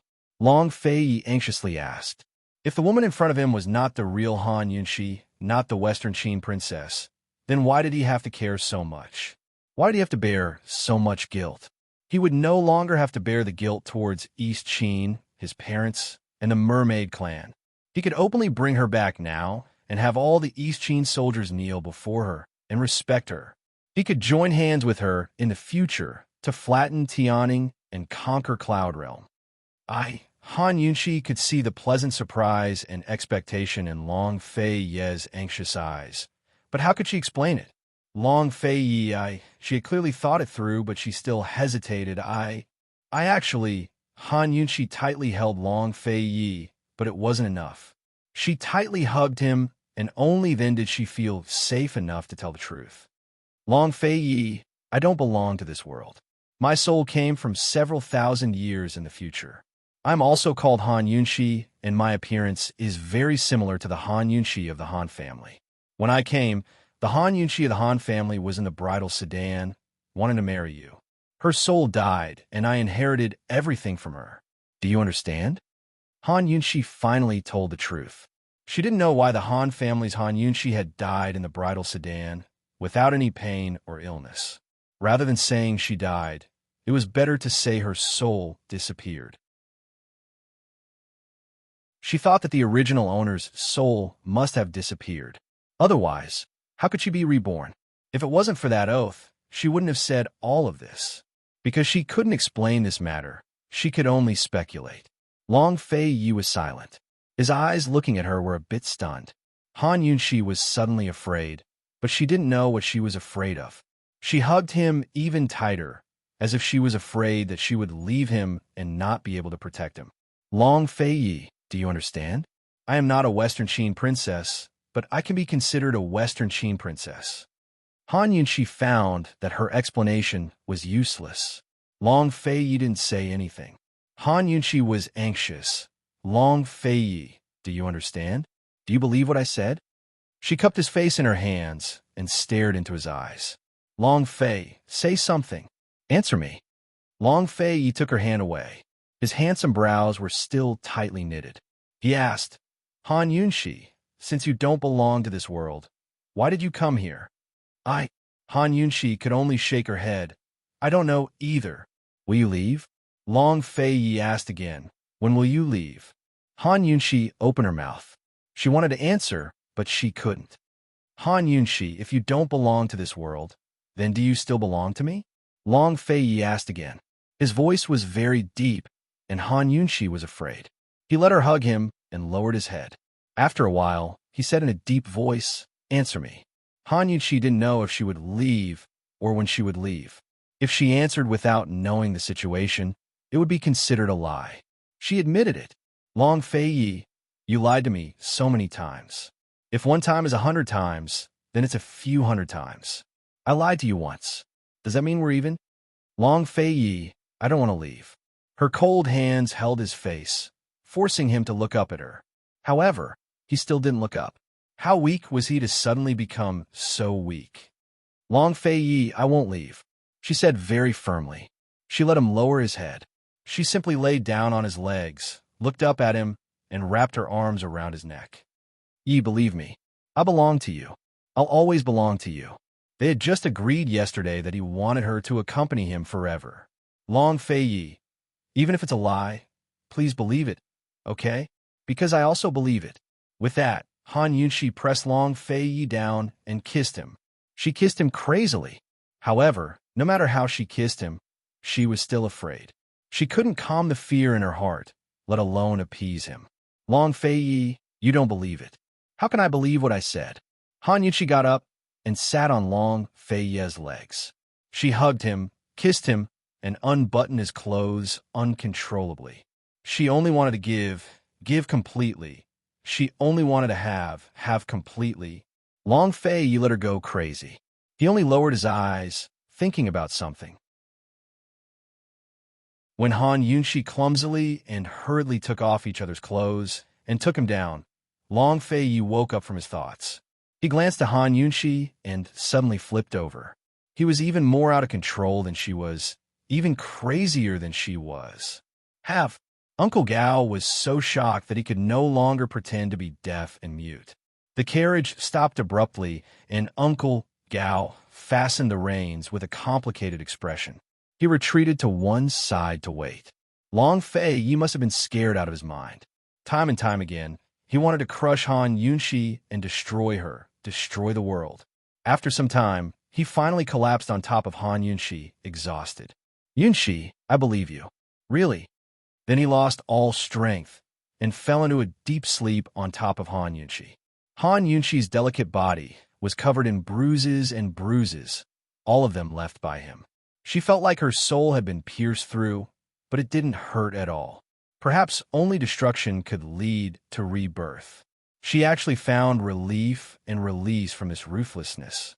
She hugged Long Fei Yi tightly and closed her eyes, the corners of them cold. I believe you too. Really. When Han Yunxi woke up, she discovered that she was no longer in the carriage, but lying in a tent. Long Fei Yi was already by her side. How long had she slept? Had they reached the East Qin barracks? She wanted to crawl up, but her body was too sore to move. Thinking back to that madness, she smiled faintly.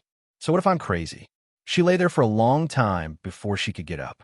She walked around in a circle and discovered that the tent wasn't very spacious, but it wasn't small either. Tall, wide curtains divided the tent into two rooms, an inner and outer one. The inner room counted as a bedroom. In the barracks, most people slept on the floor, so there was no such thing as a bed. This bedroom had a layer of tatami mats higher than the outer room, so the bedding was spread out on the floor. Two chests were placed on the side. Han Yunxi was curious and opened them to see new clothes. They were all hers, not Long Fei Yi's. Only then did she realize that she was a hostage and could only be confined here. There was no way she could share a room with Long Fei Yi. Even so, it was better than being separated by a battlefield. Han Yunxi opened the door to the barracks. You're tuning in to the Dreamy Chapters YouTube channel. We're so grateful for your support, and don't forget to subscribe to join us on this incredible journey through captivating stories. Your generosity through donations truly makes a world of difference, as it's the primary source of revenue that allows me to expand and enhance this channel for you. Thank you from the bottom of my heart for being a part of this adventure.